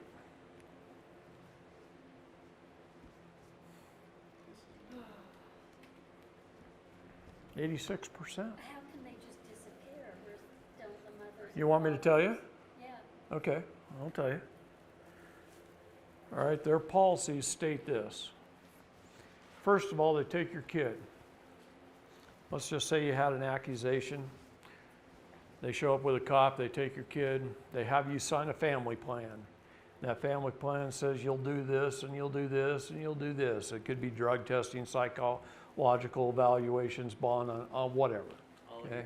All these services that they will provide. Every time they get you to do a service, they get to bill Title IV for those services. They spend 18 to 24 months making you do services, telling you that if you do these services, you'll get your kid back. Bullshit. Their goal, it is not in their financial best interest to return your child to you. I'm telling you right now.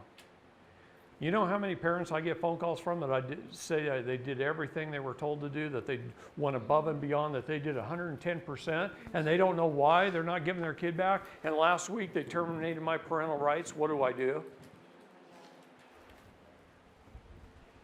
You don't comply. That's what you do. They terminate your parental rights, and then they move that child through the guardian ad litem. Usually there's one, and I hate to say this, but there's one pretty female attorney in her late 40s. I don't know why this is, but I've investigated child and sex trafficking for many years. All over this country, I can name names of pretty female attorneys in their 40s who are like the priestess who facilitates the trafficking, and they always are a guardian ad litem, and they move them from one foster care to another, and pretty soon they're deleted out of their system, and they don't never end up in the next foster care, and they're gone. My job here today is to piss you off. Really. Because if I don't piss people off, they won't get up off their couch and do anything about it. You have to understand the process, and then you have to go after them on attack. You have to go on the offense. As long as you're playing defense and you're jumping through their hoops, you're never going to get that kid back. When you finally say you're at your wit's end, this is why they do this. This is why they string you out so long, make you jump through these hoops. They want you to give up as soon as possible. I cannot even believe my country has stooped this low. You know what the turnover rate in Child Protective Services is for an employee? I had the head person from CPS out of Arizona call me on the phone. Said, David, you know what you're doing to us? I cannot hire people fast enough. We're training 16 CPS workers a day in Arizona because they're all quitting because of you. We took them from 40,000 children a year to 7,700 a year being trafficked in Arizona. And I just got the figures for last month. It was 577 kids went missing in the system. No, this isn't what was taken. This went missing in the system last month. They don't know where they are. In a month. I cried when I got that yesterday. But I get those reports from all the states. What's And that was just Arizona. Pizzagate in 2016 and all the media shut it down. And then we've got now Epstein Island. Well, I know Q. Yeah. You know what Q is? Yep. Most people don't. See, there's Qs and there's QAnons. Yep. QAnons are trying to figure out the Q codes. Yeah. They're doing a good job of being a news media. Q tells the news and they interpret it and try and get it out there. They don't always get it right, but we love them. Q is led by the President of the United States and it's all our groups of military intelligence with the DOD. It's also another agency as well. Out of Virginia. Well, that's where all the military intelligence are, pretty much. I was told And yes, that, out of Virginia. I was told that Most of the QAnons don't even know who Q is. Q is a group of people. If you took a circle and you built the Great Wall of China right down through the middle of it, you could write the name of every organization on earth in that circle. You could write the military, any branch of it. You could write the DOD itself. You could write the White House, the administrative branch, the judicial branch. You could write the CIA in there. You could write the Mormon Church, the Catholic Church, the Protestant Church, the Baptist Church. You could write any organization on earth in there. You could write Google and Apple and Verizon. No, they're over here.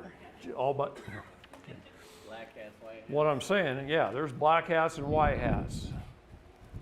There's good and bad. There's Within righteousness and evil. Okay? All right. Now, in saying that, in this whole child trafficking stuff, I was turning in evidence to General Valley and Milley and others. I work with Special Operations Command. I work with Coronado. And turning in this evidence. And then wow, some stuff I'm turning in gets dealt with, and some stuff is like I threw it into a trash can or into the black hole. So we had to figure out which side of the fence they were on. Am I handing the information to the bad guys? Yeah, I was for a while. Some of it was getting handed to the bad guys. Because sometimes when you walk through the door, you don't always know who's going to come see you. Now we're more careful about that. You can't serve two masters. What is legal is not lawful. And they represent what's legal. That's unjust. It's unrighteous. It's the undoing of God's laws. How can they serve two masters? How can they undo God's laws and propose to follow God's laws? They can't do both. William Barr wants to tear up his bar card. William Barr wants to bring down the bar. He wants to get back to the rule of law. That's what he wants. Okay? He wants to be the one to bring the bar down. I hope he does it. And I hope he does it soon.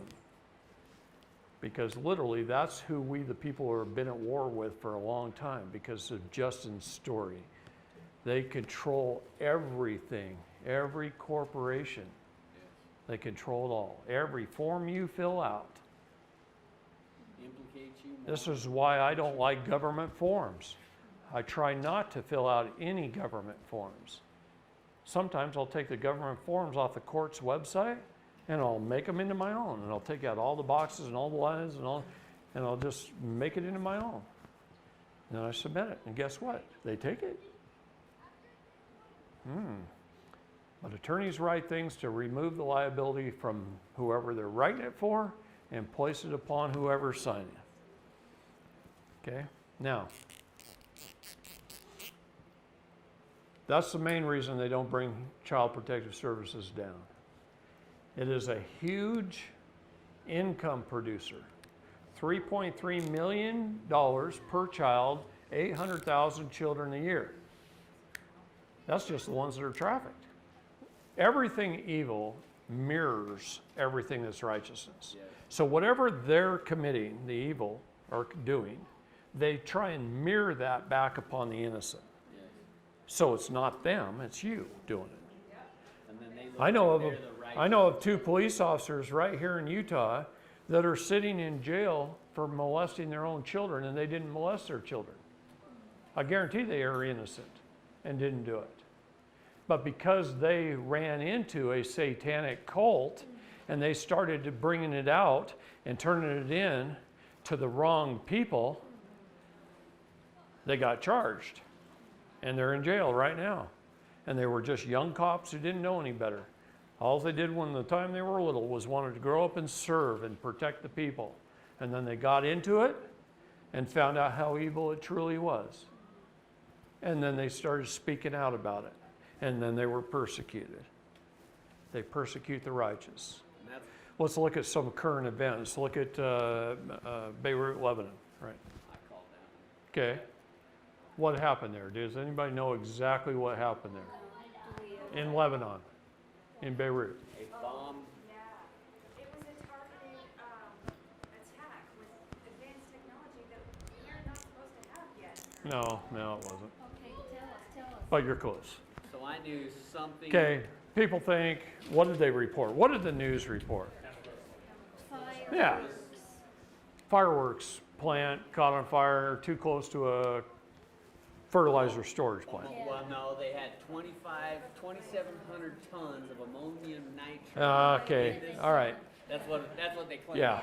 Okay. The bullshit meter's really deep on that one. Yeah. What happened is, what happened is this. Really well, I said it was targeted attack. There was tunnels under that sucker.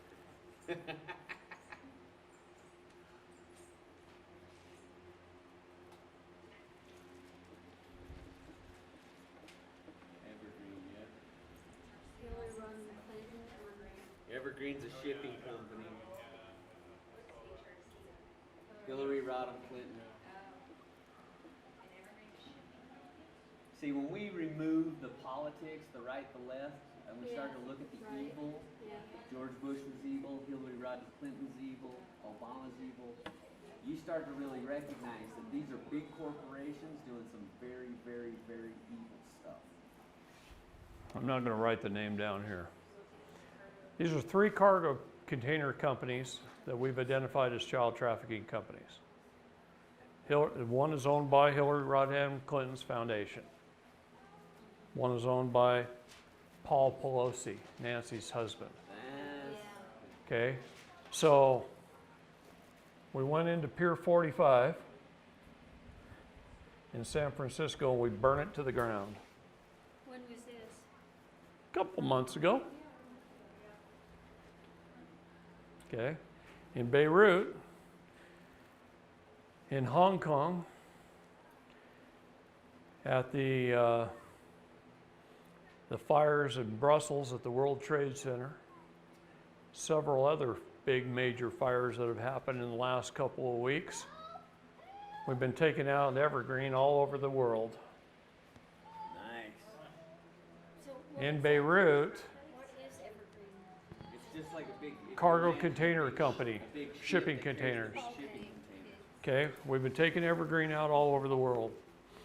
So in Beirut, since we train Mossad, Israeli military industries, we sent them into the tunnels to rescue all the children under about 2.5 square block area. They even had an underground hospital, underground dormitory, underground everything. Lots of children under there. And we sent them in, and they came out, and they lit the place on fire, and that's why you saw smoke long before the missiles hit. It was on fire. It's pretty hard to burn down concrete and steel. It's real hard to burn it. So anyway, they spread some stuff around in there, and they lit it on fire to cause a smoke screen, because if you remember how that sat, you had that kind of island, and you had 3 buildings like this, and then you had a big glass building like this, and most of town is over here. This building was designed to stop the blast, right? What's that? Are they silos? Grain silos? No, these are concrete They're structures. structures, okay? They're filled with evergreen shipping containers, and underneath is child trafficking tunnels all over underneath. I do that. They'll lead clear into the city, mainly led into this building, so the trucks can back up over here and pick them up.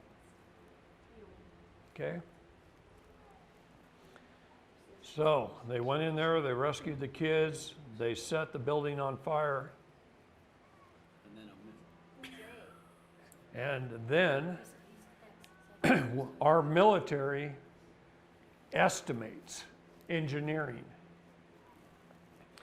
Depending on the width of the concrete wall, how much steel reinforcement rebar they think is inside the wall, how many shipping containers around the outside of the wall, they try and estimate what size bomb to throw in there to take that out.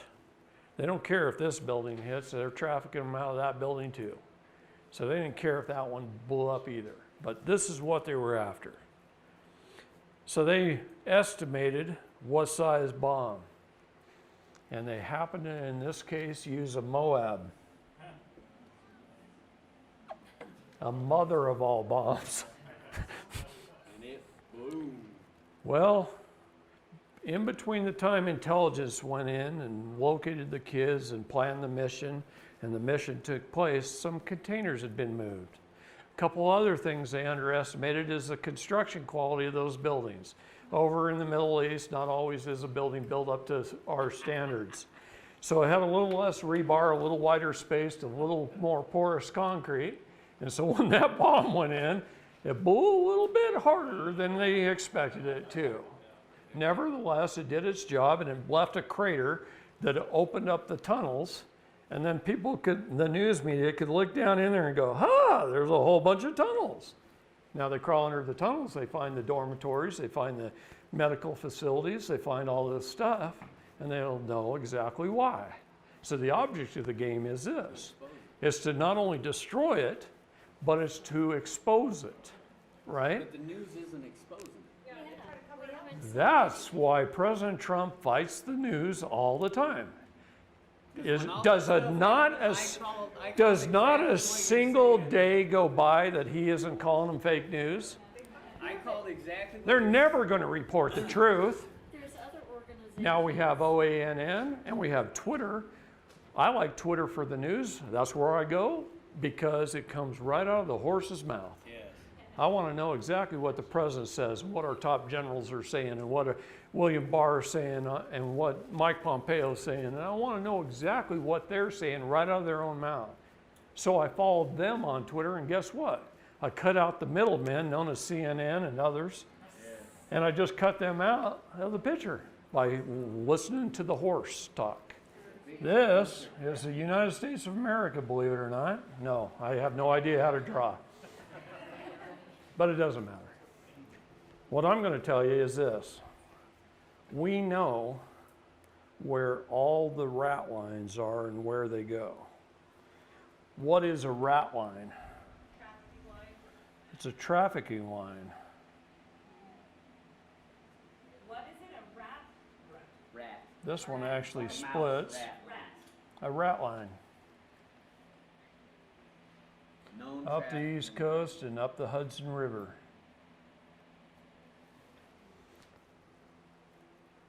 There's actually 5 main trafficking lines. This one kind of got goes mainly actually from Louisiana, Alabama, so Florida's like that. That's right in here. There's another one that goes up. There's 5 trafficking lines in the United States, rat lines. What if I was to tell you something like this? I wasn't going to do this till Sunday. But what if I was to tell you that there is an attorney who has an office in Poughkeepsie, New York, and an office in Bellevue, Washington. Same attorney. And he's partnered with an attorney out of Bellevue and an attorney out of here. And what if I told you that out of this office, he created over 100 corporations to traffic children? I'm talking about entertainment companies that take pictures, lodging companies, short and long distance trucking companies, even an airline that's stationed at Boeing Field, offering companies. You have to have all elements of trafficking. So you have to have transportation, logistics, offerings, okay? 5x5 entertainment, Wild Child Entertainment. Corporations like that, he's set up. What if I told you he set them up under mostly aliases names, but we have the real names too? What if I told you he set them up for people who are police officers, county commissioners, and judges? I'd believe it. Okay? I read Franklin Cover Up. Now, what if I told you the same attorney in the state of New York owns 17 child protective services agencies in the state of New York? And he also owns 17 family courts. He owns the Spafford Center, which traffics children to Jerusalem and the United Kingdom. What if I told you I had pictures of 2 American boys with a Hezbollah boy over in Jerusalem carrying AK-47s, and one's 7 and one's 11. And I know where family they came from here in America.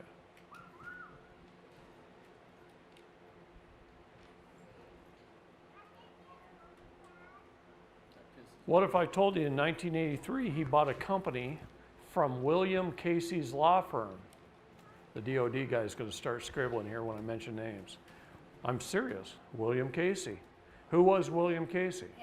He was the head of the OSS before it became the CIA. He was our first CIA director, and then he ran the SEC. Securities and Exchange Commission? Yes. And helped They're stacked deep. helped set up our whole birth certificate fraud thing.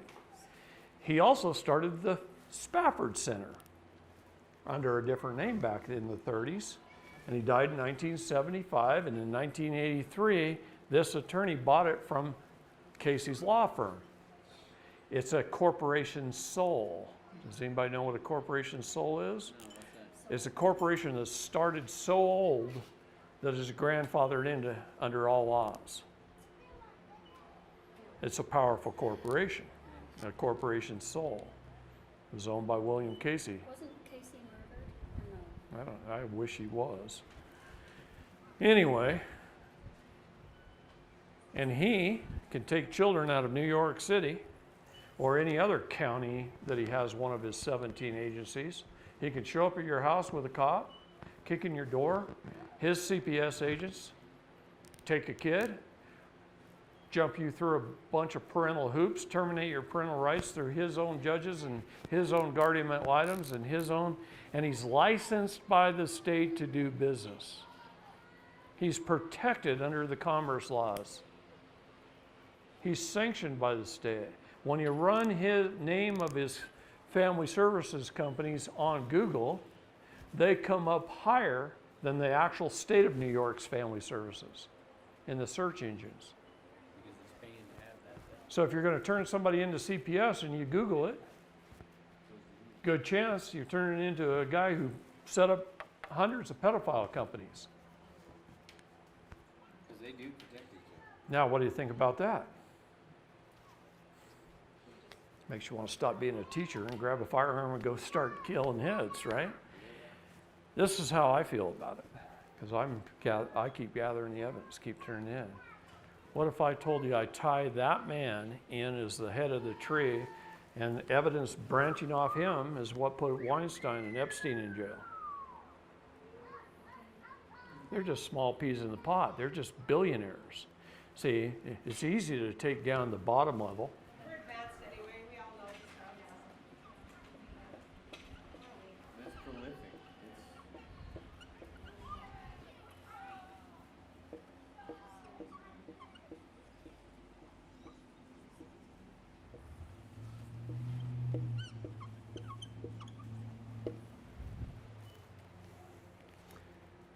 These are the 4 types of people we have in this country.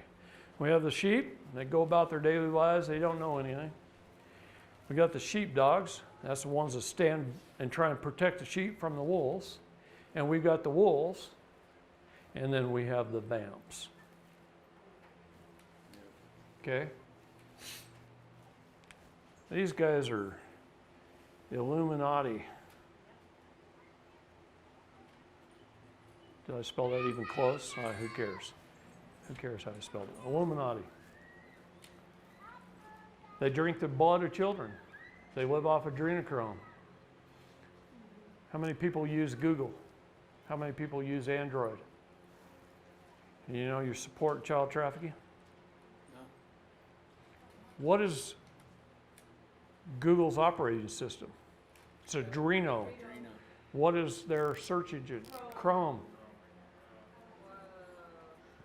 How about Verizon? Who has Verizon? Moloch. Verizon worships the god of Moloch. I just found that out a week ago.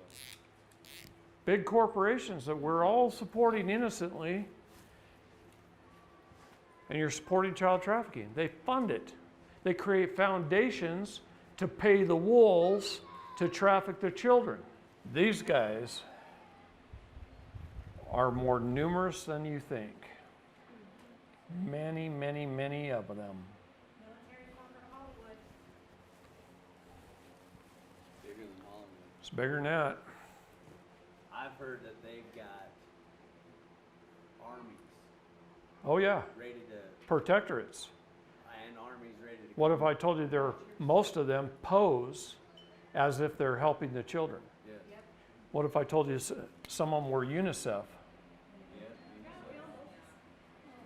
What if I told you they were a lot of ex-military groups with special arrest powers working under, say, Veterans for Children, So that's what I heard just recently. and they're protecting the Illuminati and the vampires? Just recently I'd read that they've got all these And- ex-military. And what if I told you that they put a price on the head of people like Tim Holmseth and me and others? Yes. Many, many, many vamps. But here's the group I want to talk about right now. These are county commissioners and mayors and attorneys and judges, police officers, SWAT team leaders. They're in our communities every day. And they're running legal businesses on the side. What if I tell you I know a SWAT team leader in California who, when he was in the United States Army stationed in Washington, that the attorney that I was telling you about formed 3 corporations just for him under an alias name. 3 corporations while he was in the Army. After he left the Army and he became a police officer and he graduated his way up to SWAT, and he's a SWAT team leader for 2 counties. He's won 2 awards in the state of California for the #1 in surveillance in the state of California. And he's protected by everybody. But he also protects everybody. What if I told you in the state of California in 41 counties, the sheriff is also the coroner? Ew. And what if I told you he's also in the Masonic Lodge? And sometimes the sheriff's office, the Masonic Lodge, and the coroner's office is all in the same building. Look at Placerville, look at Auburn. There's two cities right there. They're in the same building. So he could shoot you, write the report, cremate your body, bury it, cover it up, and he can do it on the behalf of a judge who told him to. So I got a question. It's a perfect storm. There's nobody to answer to. But remember, you can draw any circle, build the Great Wall of China in it. You can write a name of an organization in it. Yes. I don't care if it's the Masons, the Shriners, or what it is. Okay? And half of them have no idea what's going on, and they're a good, honest, righteous people. A lot of builders are Masons. Okay? But until they reach those upper levels, it's like this. On the back of a $1 bill, you'll see this symbol. This is the Pindar. This is the Council of the 13. This is the Council of 300. You can write the name of every organization on earth, and when it hits this level and it goes up into here, it's controlled. This is all controlled by the Illuminati, by the Pindar, ultimately by the Pindar. You have to understand these things, Yes. how they work, so that you're not blaming every Mason. You're not blaming every one in every organization. It's like when I was turning in the evidence. I was turning in, and sometimes I'd get one person, sometimes I'd get another, and I found out one's righteous and one's evil. You find that out over time. It's been bothering me ever since. So, anyway, the wolves. The wolves are the ones that set up legal corporations to traffic children. And they're protected by the state. Anybody can bait a pedophile. I mean, you can get an 18-year-old girl that looks like she's 12 and set her up in a little house out in the country somewhere with great military fanfare. After a pedophile shows up, come in and arrest the guy. Anybody can, that's called baiting. You can bait them and they'll show up. And you can take them down, and you can do it on high definition camera, good camera equipment, and you can put that on the air, and you can raise a tremendous amount of money off that video, and you can use it pretending you're doing good work for children. And he might have just been one of the ones you wanted to take out. Because this is what happens. Now you got these legal corporations, lawyers, judges, family courts, CPS, you got trucking companies, airlines.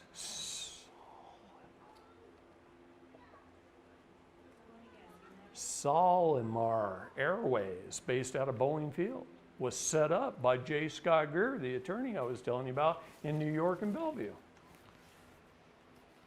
A legal airline, but it flies cargo. Evergreen, a legal corporation. The state can't interfere in commerce. Title 15, it protects them just as well as it was. I was telling you how to protect yourself. Yeah. So the You think I learned this just by... The state can't step in and do anything about it. No. No, they set up legal corporations to do this. And they do it under an alias name. So let's just say they set up a short distance trucking company, and you see a bunch of these little 20-foot trucks with the roll-up doors, right? For local, right? Usually they always have an anesthesiologist or a dentist or a veterinarian or somebody who can drug the kids so that it's quiet in the back of the truck. But let's say they didn't give them enough drugs and the kids are yelling and screaming. They come up to a stoplight next to a cop car. And the cop car hears all the screaming kids from the back of this truck. He pulls the truck over. Well, what the attorney did is he goes in and he sets up 4 or 5 of those companies. And they do something like this: JRE1, JRE2, JRE5, JRE7, JRE9. And they set up all these trucking companies. But they only use one at a time. So a truck gets caught. Then it switches to the next one. The driver's the fall guy. He goes to jail. They just changed the magnetic sign on the door to JRE2. Does the driver even know? Sometimes not, if they drugged him well enough. A lot of times the driver's sitting in their truck, the car goes low in the back, they hit the side of the car, go ahead, take it to this location. But he becomes a patsy when the cop stops him. And he goes to jail having a couple of kids in the back. And they just do it again, and do it again, and do it again. And then their long distance trucking company is based out of Missouri, operates on all coasts. Different, yeah. Whole different company. They set up logistics companies, some lady sitting at a desk lining up the loads. She's just getting calls from people telling them, I need a load picked up here and dropped off here. She's just organizing it all. She's a logistics company. She's a She may not even know what the hell she's she's a compartmentalized legal idiot set up by the vampires. So does she know or not? No. Maybe not. She's just moving freight. That's all she's doing. Yeah. So there are a whole bunch of legal corporations under the wolves, protected by the United States Code. They can't interfere in commerce. They're CPS agents. So how do we shut them down? They're family courts. How do you shut them down? You have to prove all elements of child trafficking. This is why I love our president right here. If for no other reason, here's why I love him. He made child and sex trafficking an international crime, so it falls under the UCMJ instead of the DOJ. Now what's the UCM? So now I can turn the evidence in instead of to sometimes the FBI, who covers up crimes for the deep state, and I can turn it into the military, and hopefully I get an honest military who's on the right side of the wall. And then we can pick them up at 2 a.m. We can put them on a C-136 or a C-5 and fly them south. Hope they enjoy the heat for the short period of time they're going to be there. What if I was to tell you that one of the companies in Washington that attorney set up is a medical coding research company? What if I told you Obamacare was set up for one reason and one reason only, and that's to traffic children? Obamacare.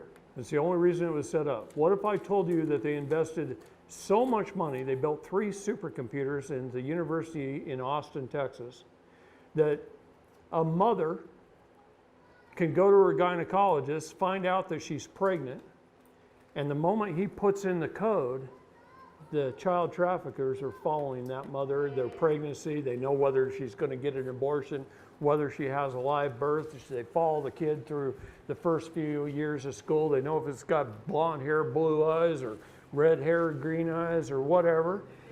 And what if they got blood type, DNA, all your medical records? So Obamacare coding system removed doctor-patient confidentiality from the United States and the world. Don't think it just happened here. It happened all over the world in every United Nations country when that was passed. And all your We started it.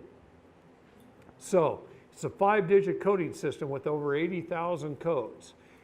We call it medical kidnapping in this country. I have parents that have walked into Phoenix Children's Hospital, and they can be up there talking to their doctor. Their doctor writes stuff down in his notes. He hands it to the medical coding expert in his office. She takes it, she puts it in the computer. CPS and the Superior Court of Arizona leases space in the basement of the hospital. A red flag pops up on the CPS agent's computer down there. She has every medical record, the home address, the parent's name, everything. She can cut, paste, put it on her documents, an order to remove, walk it next door to the judge, have him sign it, get in the elevator, be upstairs within 5 minutes taking the child. On what ground? Whatever they want to think Whatever up. medical. Yeah, I heard they lease space in every hospital. they do. What? Every hospital. Yeah, every hospital. The has courts CPS. and CPS, every major hospital in the United States, they lease space. But let me tell you something. I'll tell you what they've told me. They told me all the evidence that we've turned in the last 3 years, it could take the military as long as 10 years just to take care of it. There's not enough people to even take care of it. What if there were? Sweetheart, I'm going to tell you there is. And we have a lot of help right now. And we haven't had that help for that long. And I don't really want to talk too much about it, except one-on-one in private maybe. I'll show you some things. Okay? But we have a lot of help right now. I always knew there was good and evil. I always knew that when people rise into a position of power, a lot of times they get very corrupted and they start committing the 7 deadly sins, and then Satan takes over. But what I didn't know until maybe 5 or 10 years ago is that the whole world revolves around child and human trafficking. Think about what I told you about our birth certificates. We're being bought and sold legally to fund governments all over the world. This is why they can afford to be so bloated, to have agencies. They're only supposed to provide us with 19 essential governmental services and no more. They're providing us with 6,000 and forcing us at gunpoint to pay for it. But they're also using our trafficked selves, our trusts, to fund that. Here's one thing about good and evil, both. They both have to disclose ahead of time. That's the universal nature of law. They have to disclose it. And it's been disclosed for a long time. But we just never noticed. We don't pay attention. That's right. That we didn't know what to No. look for. Plus, it's like a puzzle. Okay? Yeah. They throw away the box top, Yeah. and then they put one piece here and Yeah. one piece here and one piece. And you got to figure out, well, gather up all the pieces, figure out what is a piece, gather up the pieces, and then you got to put it together to see the picture. All right, here's what's happening in China right now. I've been to China 3 times in the last 5 years, 6 years. I've traveled all over China by train, many of the major cities. They're some of the most wonderful people on the face of the planet. They love their families. They think it's a sin for their elderly to die in the hospital. They take care of their kids. They take care of their families. They use the spaces in between the freeways to grow gardens and farm pigs. They barter, they trade, they do many, many things right. And then you've got about 1 million people in the Chinese government who are communists and control a great deal of the money and all the military might. And this 1 million people are communists. There's about 500,000 Muslims, and then you've got all the rest of the people who stood up and declared the fact that they wanted to join the sovereign government of Mongolia. And so the Chinese government used their weather manipulation weapons, and they've been raining down on China and flooding China and all their buildings. They live up here, and this is commercial. So they're flooding out all their commercial. So the people are starving. Their restaurants are flooded. Their grocery stores are flooded. All their supplies, their toilet paper is non-existent. They're flooding all the cities with rain and storms. The ones that can't flood, they create lightning. Lightning's so powerful it splits buildings in half. That ain't natural. They're using all kinds of weather manipulation to genocide the people of China who are trying to gain their sovereignty. Most people don't. It's easy to manipulate the weather. How about sending this What if I told you off the coast of California, about 150 miles out, there's 5 shipping container ships. These ships are gigantic. 5 of them, tied end to end. And they have great big turbo fans on them, about 15 feet and 20 feet in diameter. And they're aimed at our jet stream. And they can turn all those fans on and they can manipulate our jet stream and move it up. They can shove it up into Canada in the wintertime so it brings ice cold to the northeast and the Great Lakes. They want heat. They can shove the jet stream down so it warms up over California and Arizona, and then it moves back up naturally and cooks and causes tornadoes through Texas and Oklahoma and Tennessee, which creates hurricanes in the Gulf and Florida, Haiti. They can move the jet stream wherever they want. Deep state. Yeah. Yeah. Why aren't we torpedoing those boats, sinking them? Because they're private for-profit corporations protected by the state.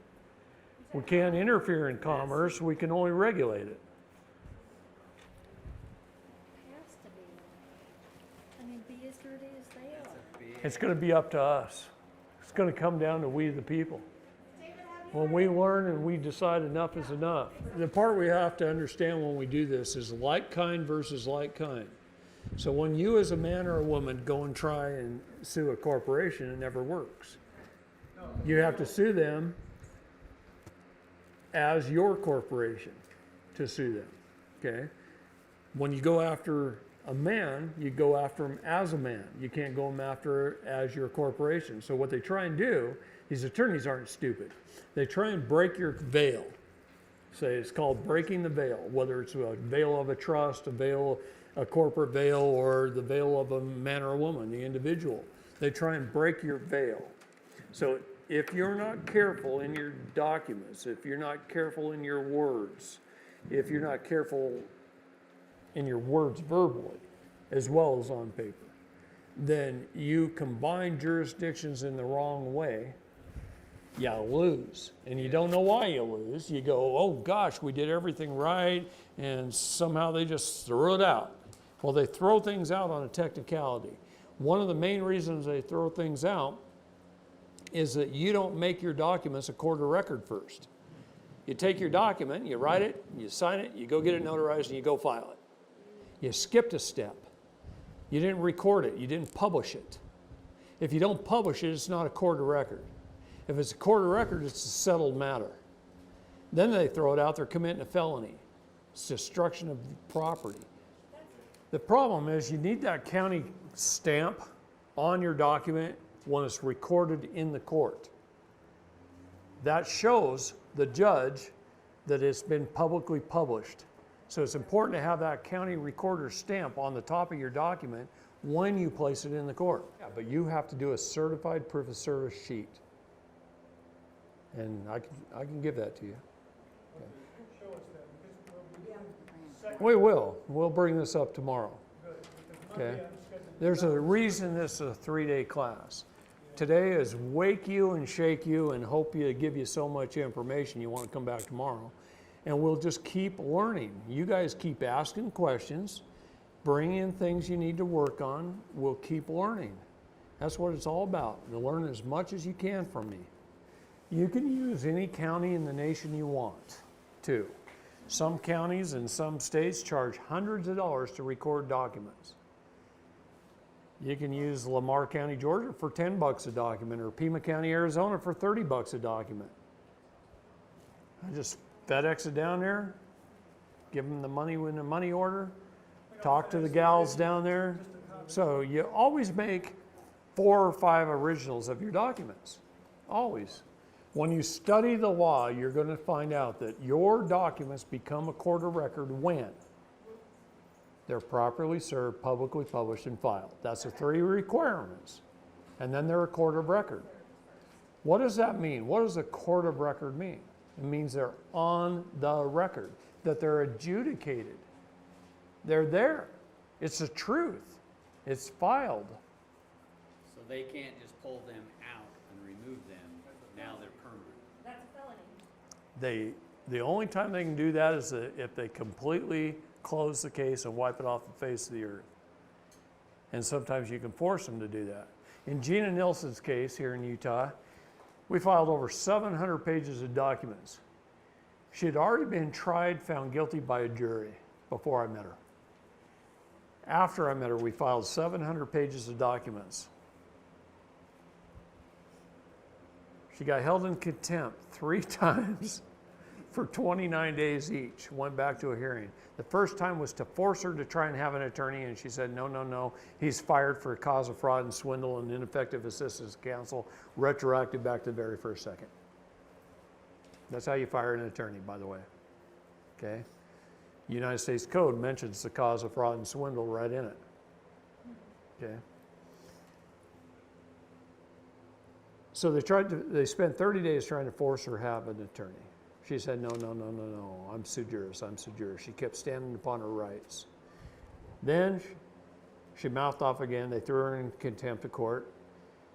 And they spent 29 days showing up at the jail trying to get her to sign a plea deal. And she said, no, I'm not signing anything. I don't have an attorney. I'm not signing anything. They called her back in for a hearing. They threw her in jail for contempt of court, trying to force her to have a psychological evaluation.